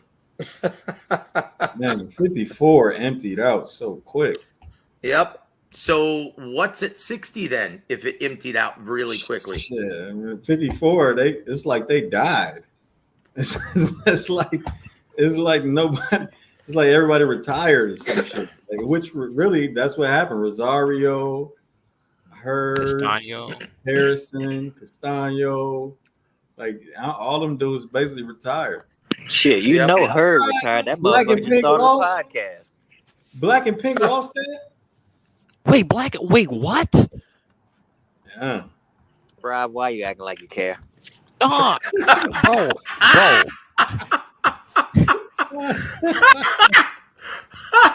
Hey, man, like seriously, big question in your in my mind, Ryan. Do you think Terrence Crawford ever fights again? Well, mean- I thought he was going to retire anyway. I think he's going to retire. Yeah, The kind of money that he's asking for, I don't think anyone's willing to put up in this pay-per-view market, because there aren't very look, unless Keith Thurman does something unthinkable, right? Unless he pastes Tim Tszyu and really makes a statement at 54, I don't think there's an attractive fight that doesn't include Canelo. And look, unless Keith Thurman does what? The unthinkable. Oh, okay. And completely pastes Tim Tszyu. I don't think there's an attractive B side or equal A side for Crawford except for Canelo. And look, if he fights Canelo, that'll never happen because he's going to want too much money and he's going to try to put restrictions on his rehydration. And Canelo's not going to allow that to happen. Crawford might as well retire. The only way I see him continuing in this racket is if Keith Thurman does a paint job on Tim Tszyu and refurbishes his brand, becomes a big name, and a very exciting fight for Terrence Crawford at 54. That's it. That's all I can see. So let me get the percentage chances on that actually happening with that whole Thurman Tszyu thing. Shit. You got a better chance of popping an Achilles running all night. I don't know about that, but I will say this. Slim to none. Yeah. Slim to none. It ain't gonna happen one more time for one time. I'm sorry. That shit over with. Inactivity alone doesn't give him a good shot at this fight. Yeah. I told you, he doing nothing but road work for this camp. This is his golden parachute, his one final payday. And from what I've been told, he didn't get very much as far as the guarantee goes. That's a reason why. Look, two reasons why he got this fight. One, what other name are you going to put against Tim Tszyu that's going to be sellable to Vegas at 54? At 54. That was my question from the beginning. Why Vegas when they could sell out an arena in Australia? I'm about to say, I guess you can because it's PBC's first event with and also Tim Tszyu wanted to fight in Vegas. Yeah. And the reason why this was announced first and this was made first is large part of it was contingent upon the money and the distribution that he brings with him from Australia. So it was minimal. Their financial investment was minimal from PBC. Oh, okay. So that's the reason why you haven't seen any other events be announced from PBC. Look, this is a distribution deal alone, guys. They're spending hundreds of millions of dollars to get the NFL on Amazon, and they're not paying a damn thing to PBC. What does that tell you about boxing in the American market? Yeah, I hear that. Especially talking about Al Heyman. I hear that shit. Nah, I mean that's why I recently started boxing gyms in Espanol. Well, I'm sorry, what? You recently started what? I got another channel. What's it called? Boxing gyms in Espanol. Right on, brother. Yeah. Got the I mean, all it is dubbed over videos, but it's a pretty good dub. It, sounds like me and everything. Oh, you got AI. Right on, man. Yeah, pretty much. Dude, I tell you what, put my ass out of business. I just started getting a ton of work last year, and all of a sudden AI, boy, they do the impressions much more accurately and much quicker. Thank you, AI. Yeah, well, AI gonna put millions of people out of business. So that's why I'm playing Or music out again. of a That's why I'm job. writing music again. Because voice characterizations, no more. Like everyone's using AI now. No one, my phone is not ringing off the hook any longer for voice characterization. So looks like we've make come sure to the that's end of the it. line as far as that goes. Oh, Robert, Yeah, what's up? you was gonna watch your first title defense?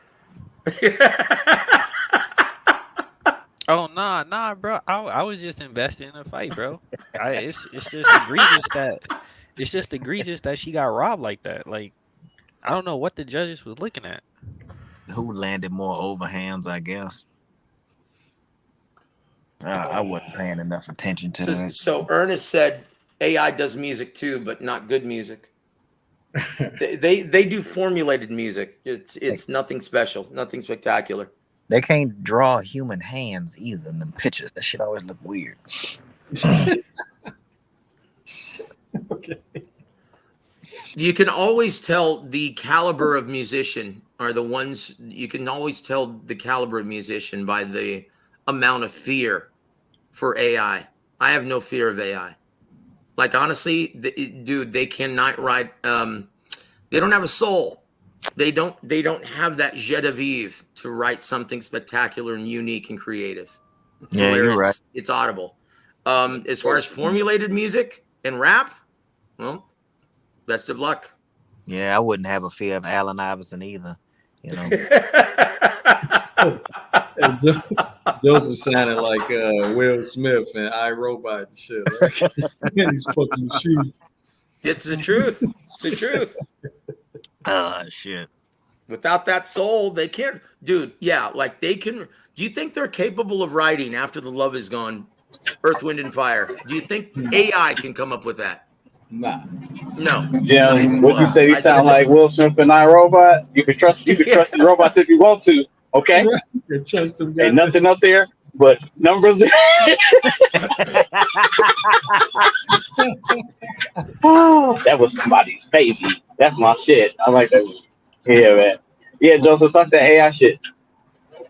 Unfortunately, they're taking all my jobs in voice characterization, though. So my exposure for voice characterizations now are this channel and mine. That's it.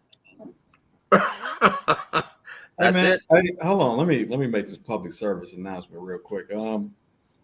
Look, stop asking me what time fights is coming on, man. I'm on a live stream. You're on a goddamn cell phone. Why don't you Google the shit? I'm gonna have to do the same thing you're gonna have to do. Google it. So Google is your friend. They want to hear you say it though. Google magic.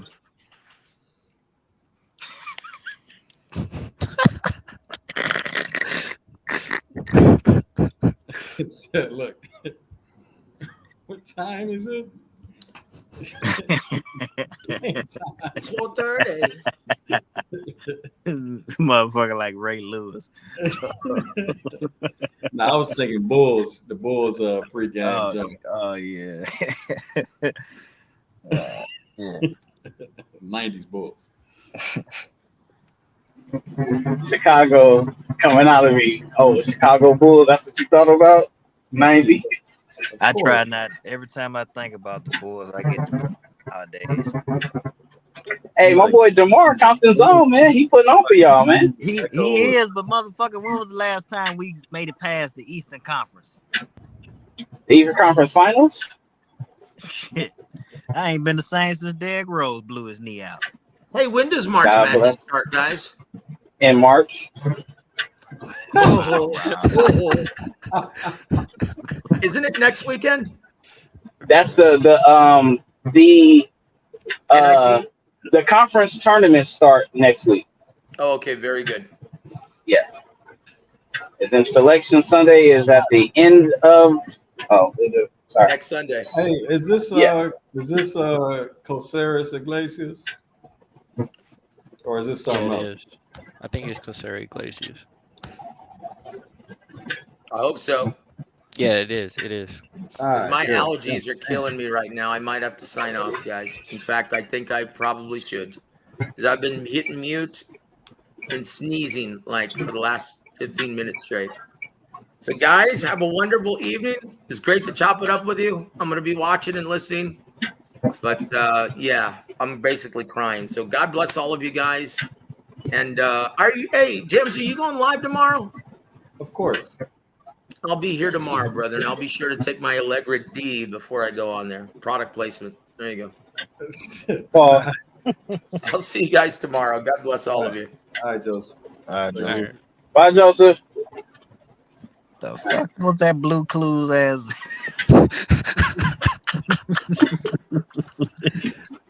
Bye, everyone. Bye, Joseph. Blue's That old, Clues. that old bear in the big blue house ass. Farewell. Oh man, these kids they ain't got no blues, man. This nigga, Literally and figuratively. this nigga putting up the trains and putting on his cardigan as he says farewell to the children of make believe. That's right. Hey, what is that noise, man? That's Rob, bro. That's on me. I'm gonna go mute because He over there moving shit around his cab. Like I want to hear the explanation. Shut that shit up, man. got That nigga fucking with aluminum foil and styrofoam. we keep unmuting and say "got you" and the noise continue. That Bro, nigga ain't gonna stop unraveling that styrofoam and finish aluminum doing foil. what you got to do, bro. God damn. Hey, so I thought the odds were too wide in this, so I took a value bet on Coursera. What's the odds? He was like a plus 900. Oh, goodness. At first, he was a plus 1333, which I was definitely going to do that, but I looked again 30 minutes later, and that shit changed to a plus 900. So somebody got something right. Anyway, fight started. Open stance. Iglesias is only looking to land a lead hand hook or a lead hand uppercut. That's his money punch. His left hand didn't look too strong from what I saw. Oh shit! I won the southpaw then.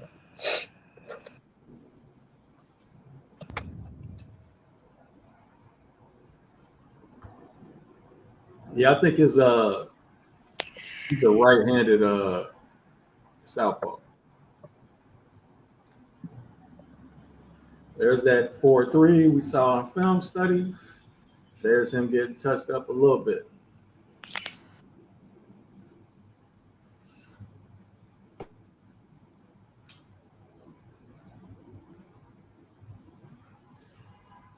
Man, this is a small ass ring, ain't it?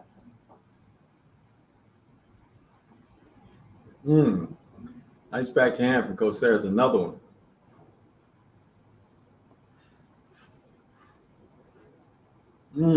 Cross to the body.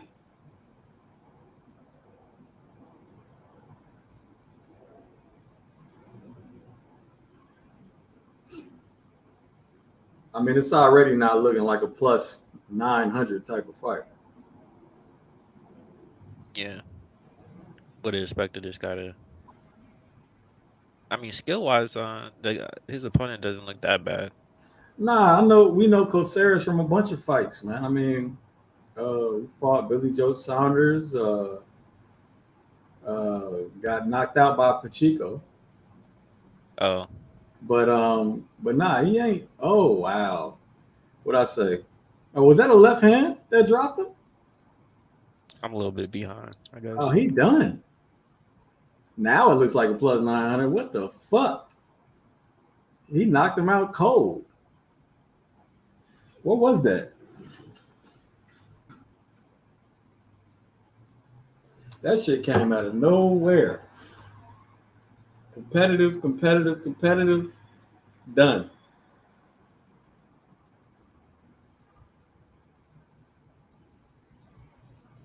Iglesias is southpaw, right? Yeah. Yeah, it was a left hook.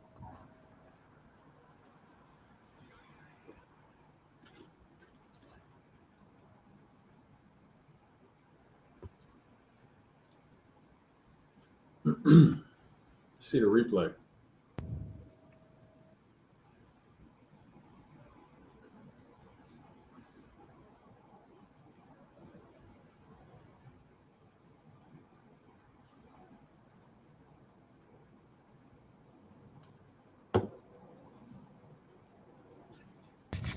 Now, Coceres was coming off a knockout loss.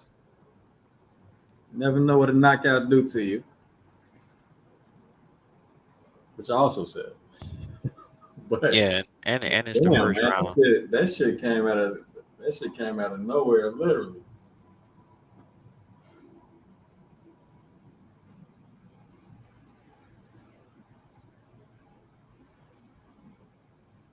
Yeah, and it was the first round. I don't know why. Like, I don't know if it's like an actual thing, but like when I fight, if I take shots in the first round, and I like survive them, I get. I mean, not that I'm like hurt or anything, but like the more I take shots, the more acclimated I get in the fight. Because Sarah probably didn't have a chance since it was only the first round. Let's see the replay.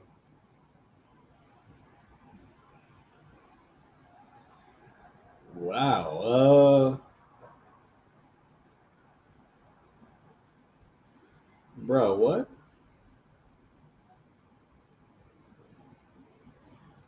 It looked like he caught him on the top of the head. Oh, tempo shot. It didn't even. I don't know, man. They didn't have nothing on the on that side, but to me, it looked more so on the top of the head, not exactly the temple though. Oh yeah, like like almost the forehead Yeah, a like little bit. the right side is forehead.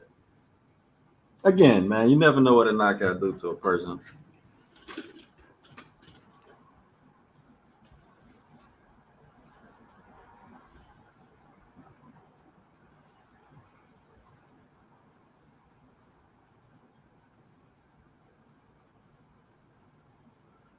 Well, that's the thing, Ernest. I mean, that's why so hitting somebody in their forehead don't necessarily make their brain move.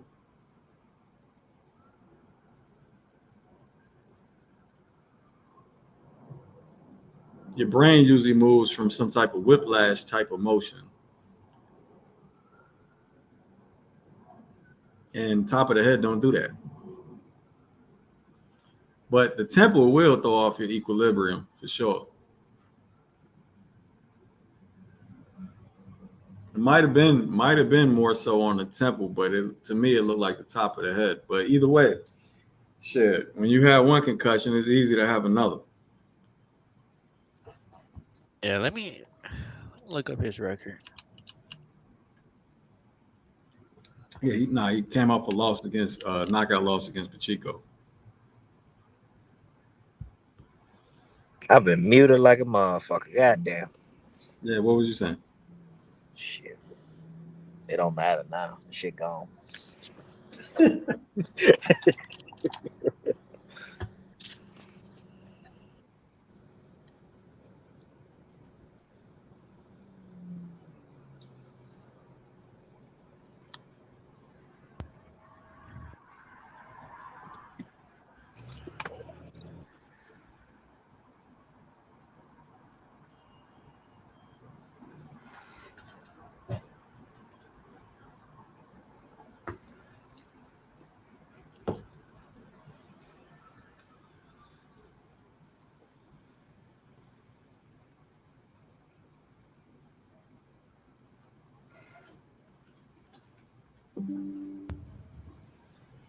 Oh yeah, he had a pretty fast turnaround too. 4 months after he got knocked out.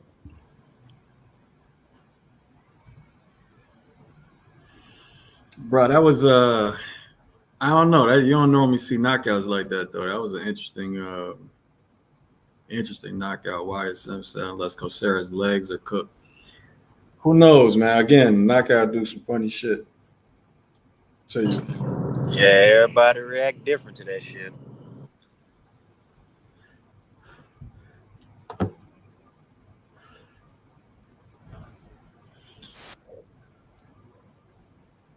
I was trying to pay attention to where a punch landed, but what I wasn't paying attention to was the punch even loaded? Like it seemed like it was a whip type of punch. You know what I mean? Yeah. Or like a little slap. Yeah, no, like not a slap, but like Like a Ryan Garcia hook. yeah, something Oh, like that. yeah, But I got you. I it was got with you. the backhand and not the lead hand, so it didn't really have that motion. But And then, man, I don't know. That one was a little. That was a little confusing there. But again, like I said, once again, don't know what a knockout will do to you. Boy, egg been boiled too many times. He been in some fights now. Yeah, I just seen the highlights of the Pachenko fight. He took a lot of punishment. Mm-hmm. Nah, that shit fried over easy.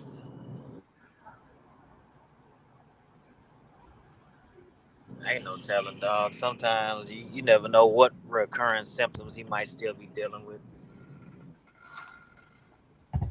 Or if he ain't want to fight or whatever it may be. Yeah.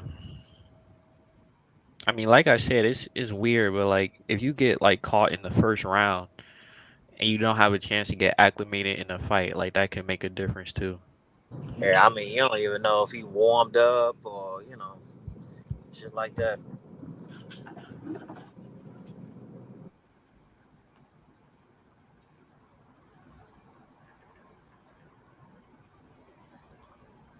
And that is a small arena, James.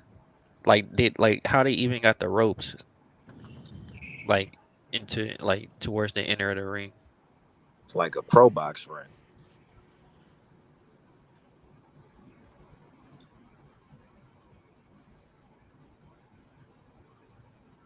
I like the ambiance of this venue though, with the tables to eat and stuff. It's pretty nice.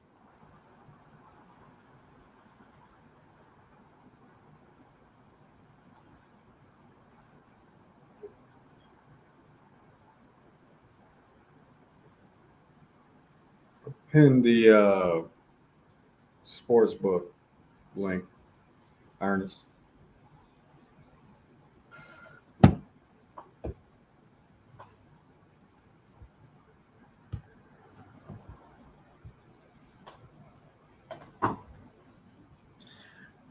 I don't think it was a dive. It just, I don't know. It looked kind of funny though. Yeah.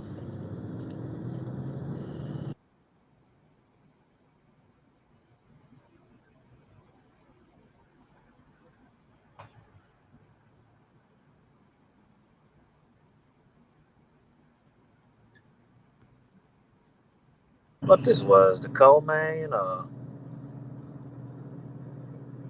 Trying to look for the fight. I don't see it. It's on ESPN Plus.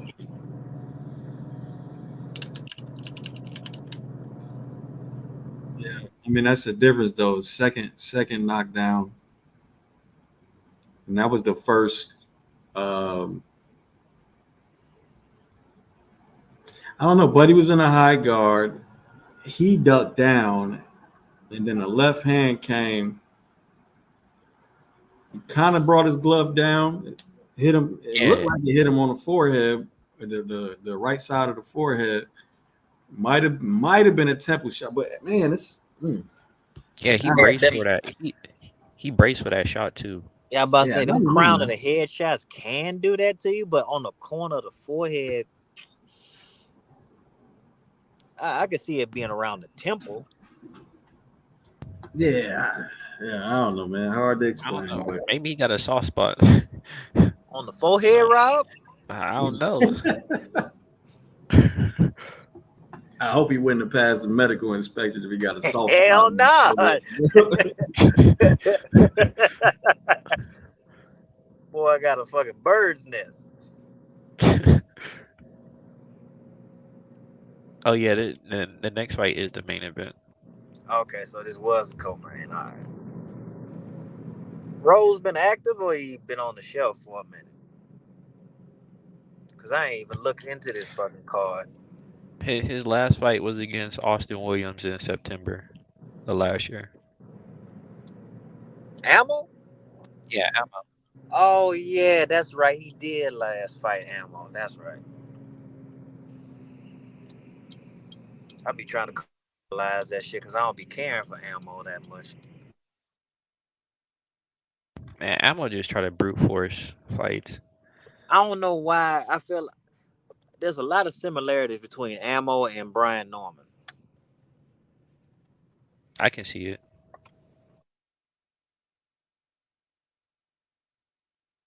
Oh, he fought Berlanga too. Yeah, the only difference is like Ammo has shown that he can like settle down and box for a whole fight against Mama's boy, but I swear, fucking B Norman, every fight he get in turned into a club fight. Yeah. You ever watch Shiraz fight? Yeah, we watched them on live stream. We bet on the fight. Yeah, against Liam Williams.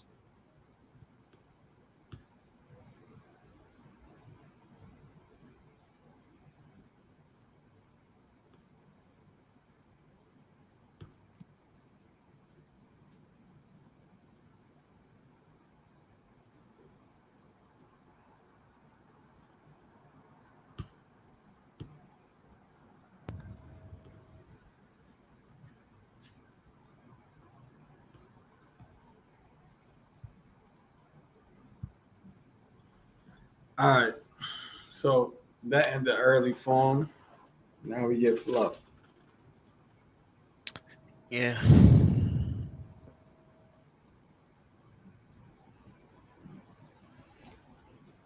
It's between the ears, Goofy. What's between the ears?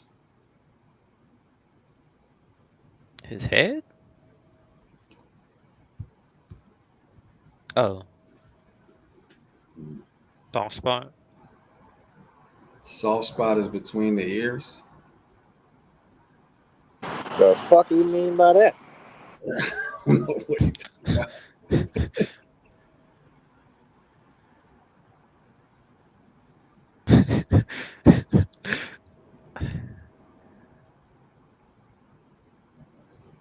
That was a weird little joke. Oh no, man. I'm lost. Yeah. He said it's my own personal BS. Yeah, keep that shit at the crib, dog.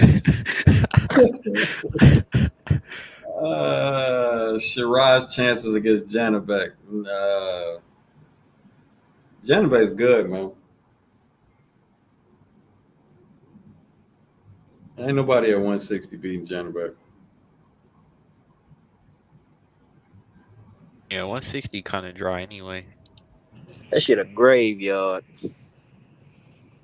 They only have the upper torso of Lara left. The upper torso of Lara. Hey, that's a fact, though. Legs is out of there.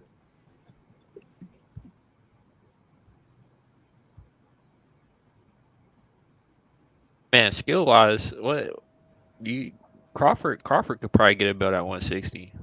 With the right matchup, like if he fought Lara, I could see him doing that. But you know, the size difference, dog. And you got to see how he deals with the size difference. But if you want to pick and choose, like he could probably, you know, beat Lara with some lateral movement because Lara can't do shit with his legs no more, and see if he can get a decision. But that's about it. Yeah. But once again, that just goes to that same dynamic. He would take away his adaptability and only have to fight one way to get it done. Yeah, for sure. I saw an interview with Terrence Crawford. He's not dismissing the fight with Tim Tszyu. I mean that's all on how they want to do it. Like I could see him either doing one more or retiring. I mean he's straight either way. It's not like he need to. It's just him wanting to see if he can get one more. But Yeah, I feel like he want to do one more though. I feel like he want to do one more.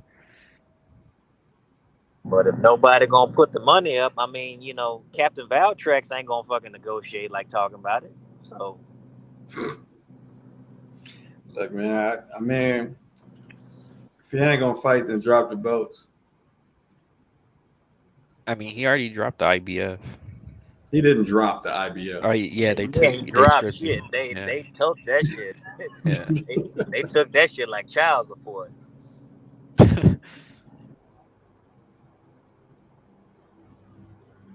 Boy, woke up to a letter. Who is Garnishment? It was garnished. Garnished his belt. Shit.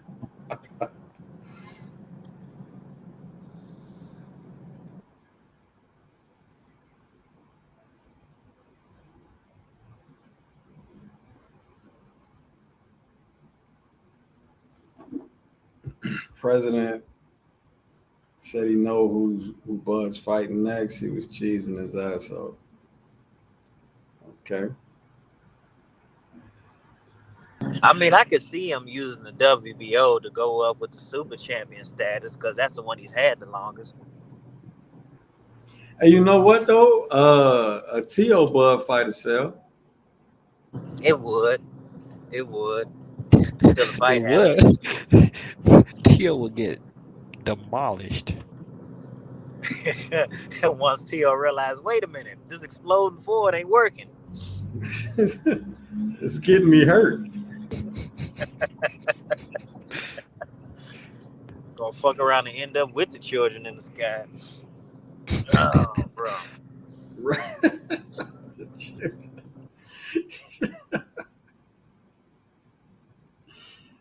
Oh man. What are you talking about, man? He's the first 2-time undisputed. Got a great chance. Hey man, chill. He's cool all night. Now you tripping.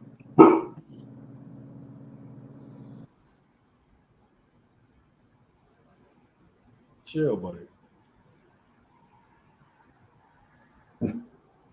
Don't come over here, Bart. Go back over there.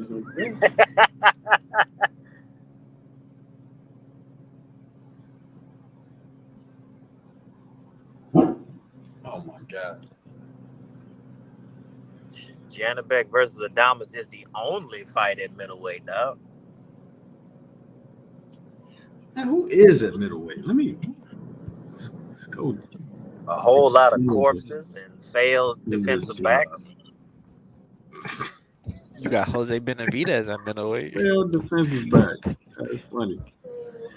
All right. Let's see.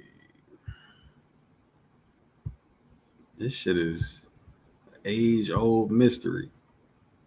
Who is left at middleweight? All right. On top, Charlo. Why they still got Charlo on here, man? Because, you know, they got him as a champion in recess. All right, so Adamas is getting a baby belt or getting an email belt, right? Yeah. Lara, Janabek, Merrim. That shit almost looked, I almost thought that shit said Dennis Rodman at first, but that says Radam. Damn.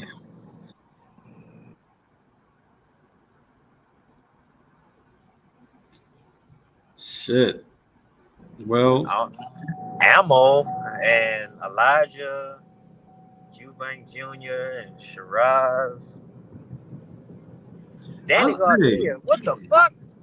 Yeah, God. Shane Mosley Jr. Denzel Bentley. God I feel like I damn, seen brother. Denzel Bentley. How the fuck is Danny Garcia in there? His last fight was at 54. Yeah.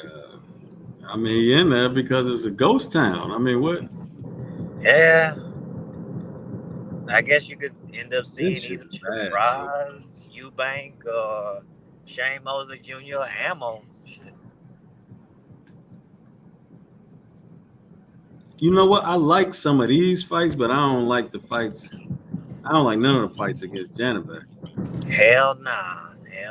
Like, when you put those guys together, but I mean, any one of them that has legs might have a chance with Lara.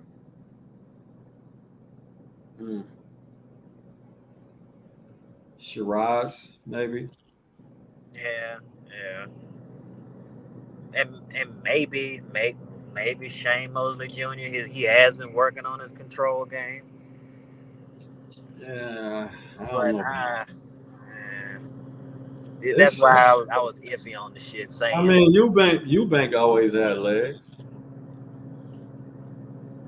Yeah. Whenever he's not doing his Roy impressions. Right. I mean, I'd like to see like I'll take a Shiraz ammo or Eubank ammo, Eubank Oh, Shiraz, I forgot about Liam Smith. Shane Mosley verse ammo. Yeah, like they good when you mix them up that way. It's just when you think about the champions. Ain't none of them fucking with Janabek, bro. I mean, not even close. Not even close. Anyway, Ain't Elijah Garcia. Who the fuck Elijah Garcia is supposed to be fighting? Kyron Davis, that's right. Chiron was 168. Yeah, he coming down to 60, I believe. Him and Elijah Garcia fighting on that Amazon card. What? Yeah, Elijah Garcia and Kyron Davis.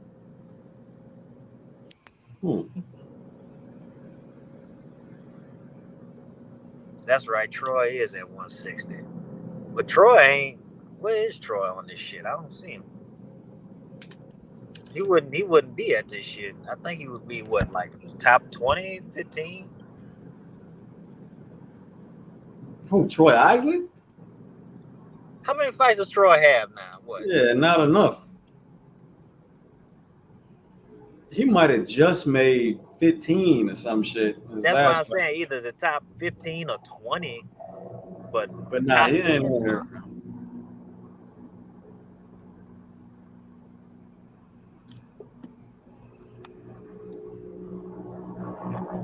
Huh? All right.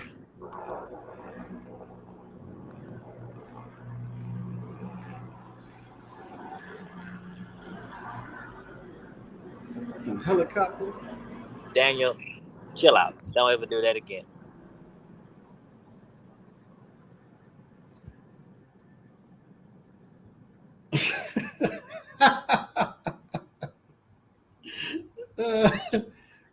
Yo. I gotta put it up.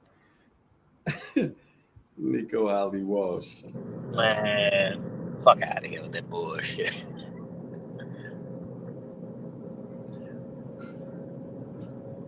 Andre going back to 160. He should. He's one of the excuses he had was that Benavidez was too big. So Coach, I appreciate the super chat, but at first, I thought Andrade had a really good shot against Janibek, but after the knockout and after some time had passed, nah, bro, I still got Janibek.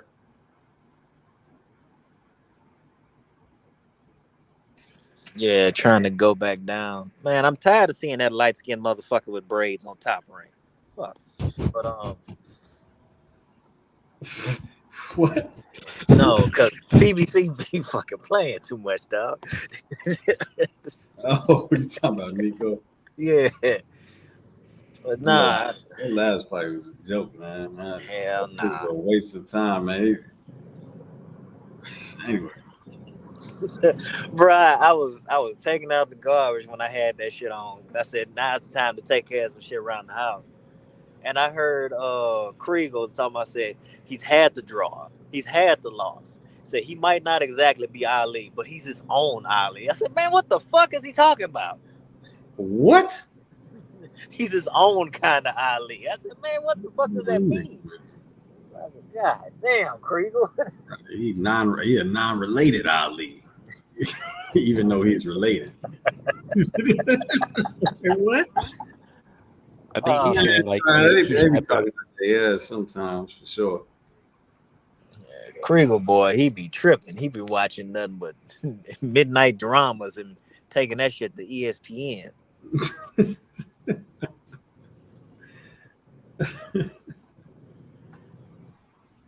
Boy, he find out every fighter deepest, darkest secret. He want to make it a 30-minute episode.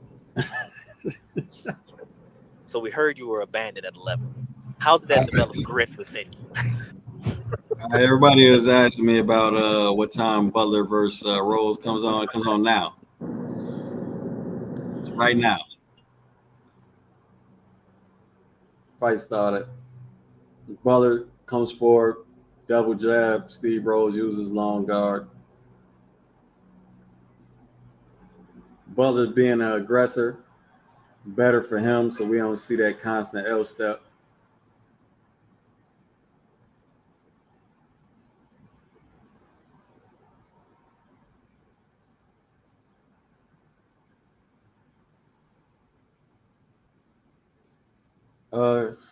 Keeps reaching for the stab jab though.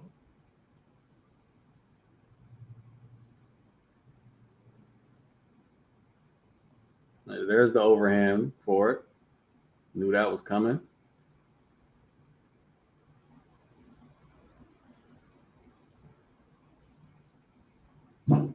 Oh, he knocked out Steve Rose in the first round. Bruh.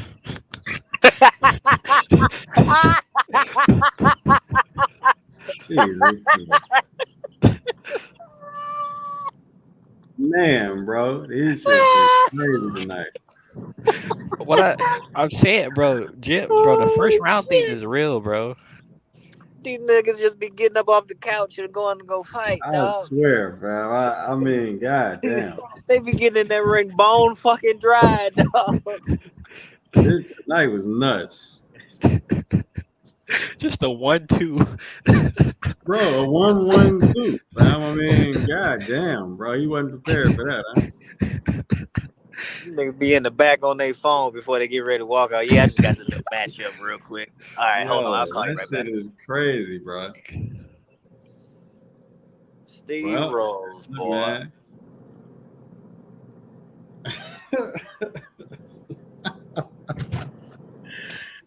He don't know where he at. He you saw he was like, what? Steve Rose, boy. Yes, indeed. Yeah, he don't know what happened. That's what happens when you don't fucking warm up.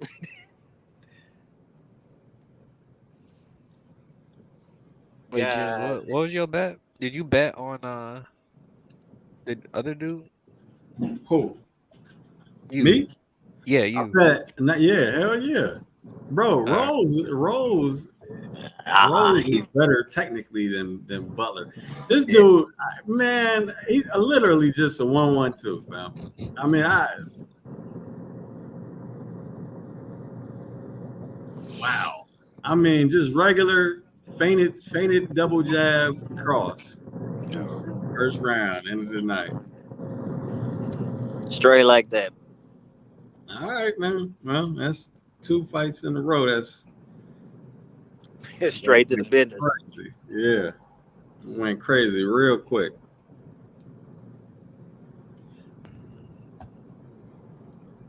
Man, hit that same combo on the pads. I see that a lot in boxing though. Like fighters think they're holding the phone, but like the front of their face is exposed. You'd be surprised how unaware some dudes are, bro. You really be surprised. I got a teammate, and we'll literally do it's just a lateral movement drill with a high guard, and this motherfucker hands will be by his chest, and I'm like, dog, pick your hands up, and he'd be like, they are up. I'm like, what? How the fuck they up? Like some dudes just don't be aware. They aren't mentally accounting for where they are, what they're doing with their body. Yeah, no, I mean people real quick to piggyback off that, fam.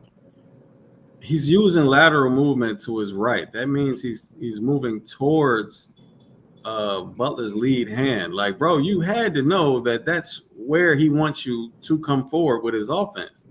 You know what I'm saying? Like, again, to initiate true disengagement is towards the strong side.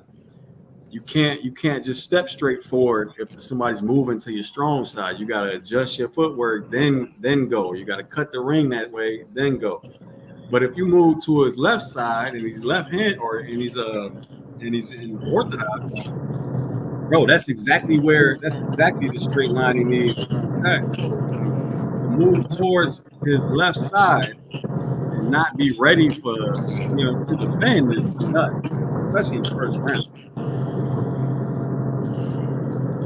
It's just straight up mental lapses, dog. Dudes just be doing shit unconsciously.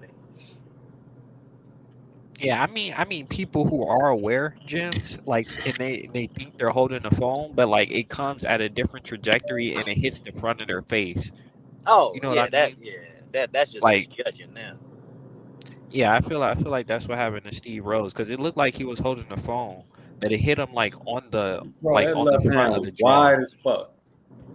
Yeah, That left shield was wide as fuck, bro. It was a gaping hole. Pause. This yeah, nigga, that's true. dog.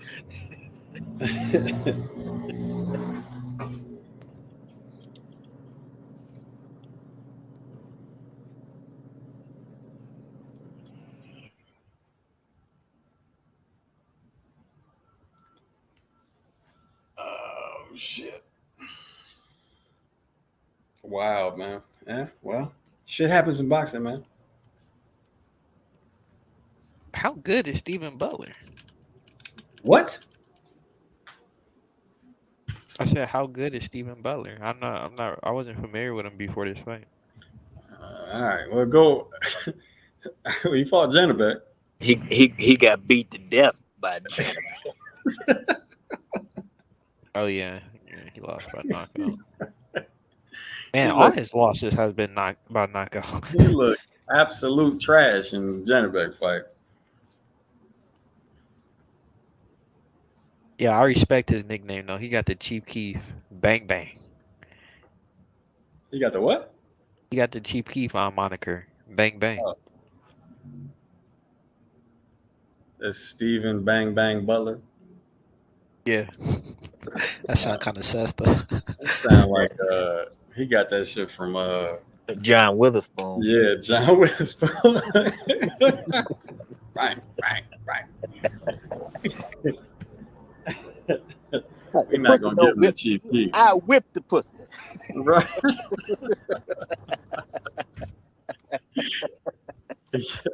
Oh shit.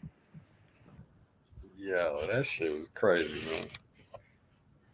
2 first round, just out of nowhere KOs, huh? Yeah, forehead, jaw, both with the backhand. Boston shutout. Only one of them decent for the first 6.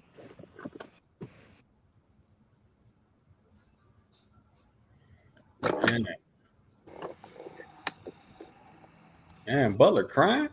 He I must didn't think it was gonna be that easy. battling something serious outside the ring, bro. I mean, because Steve Rose, I mean, Boy, act like he knocked out a Hall of Famer.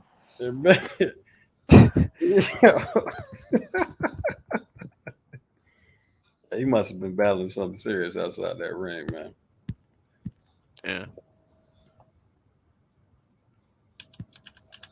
I mean, Steve Rose is 1-3 in his last 4. I mean, but he is all right. So Austin didn't knock him out. Berlanga didn't knock him out, and Butler knocked him out in the first round.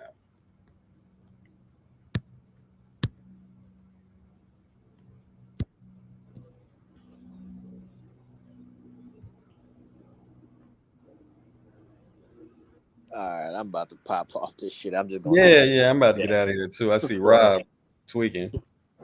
coming in and out like he still ain't fucking with that aluminum foil. You're right. Yo, Dorian, you funny, bro. I did not know you was like this. Oh, dog, I jokes all day. How didn't you notice? Nah, bro, because I never been on a. Patreon.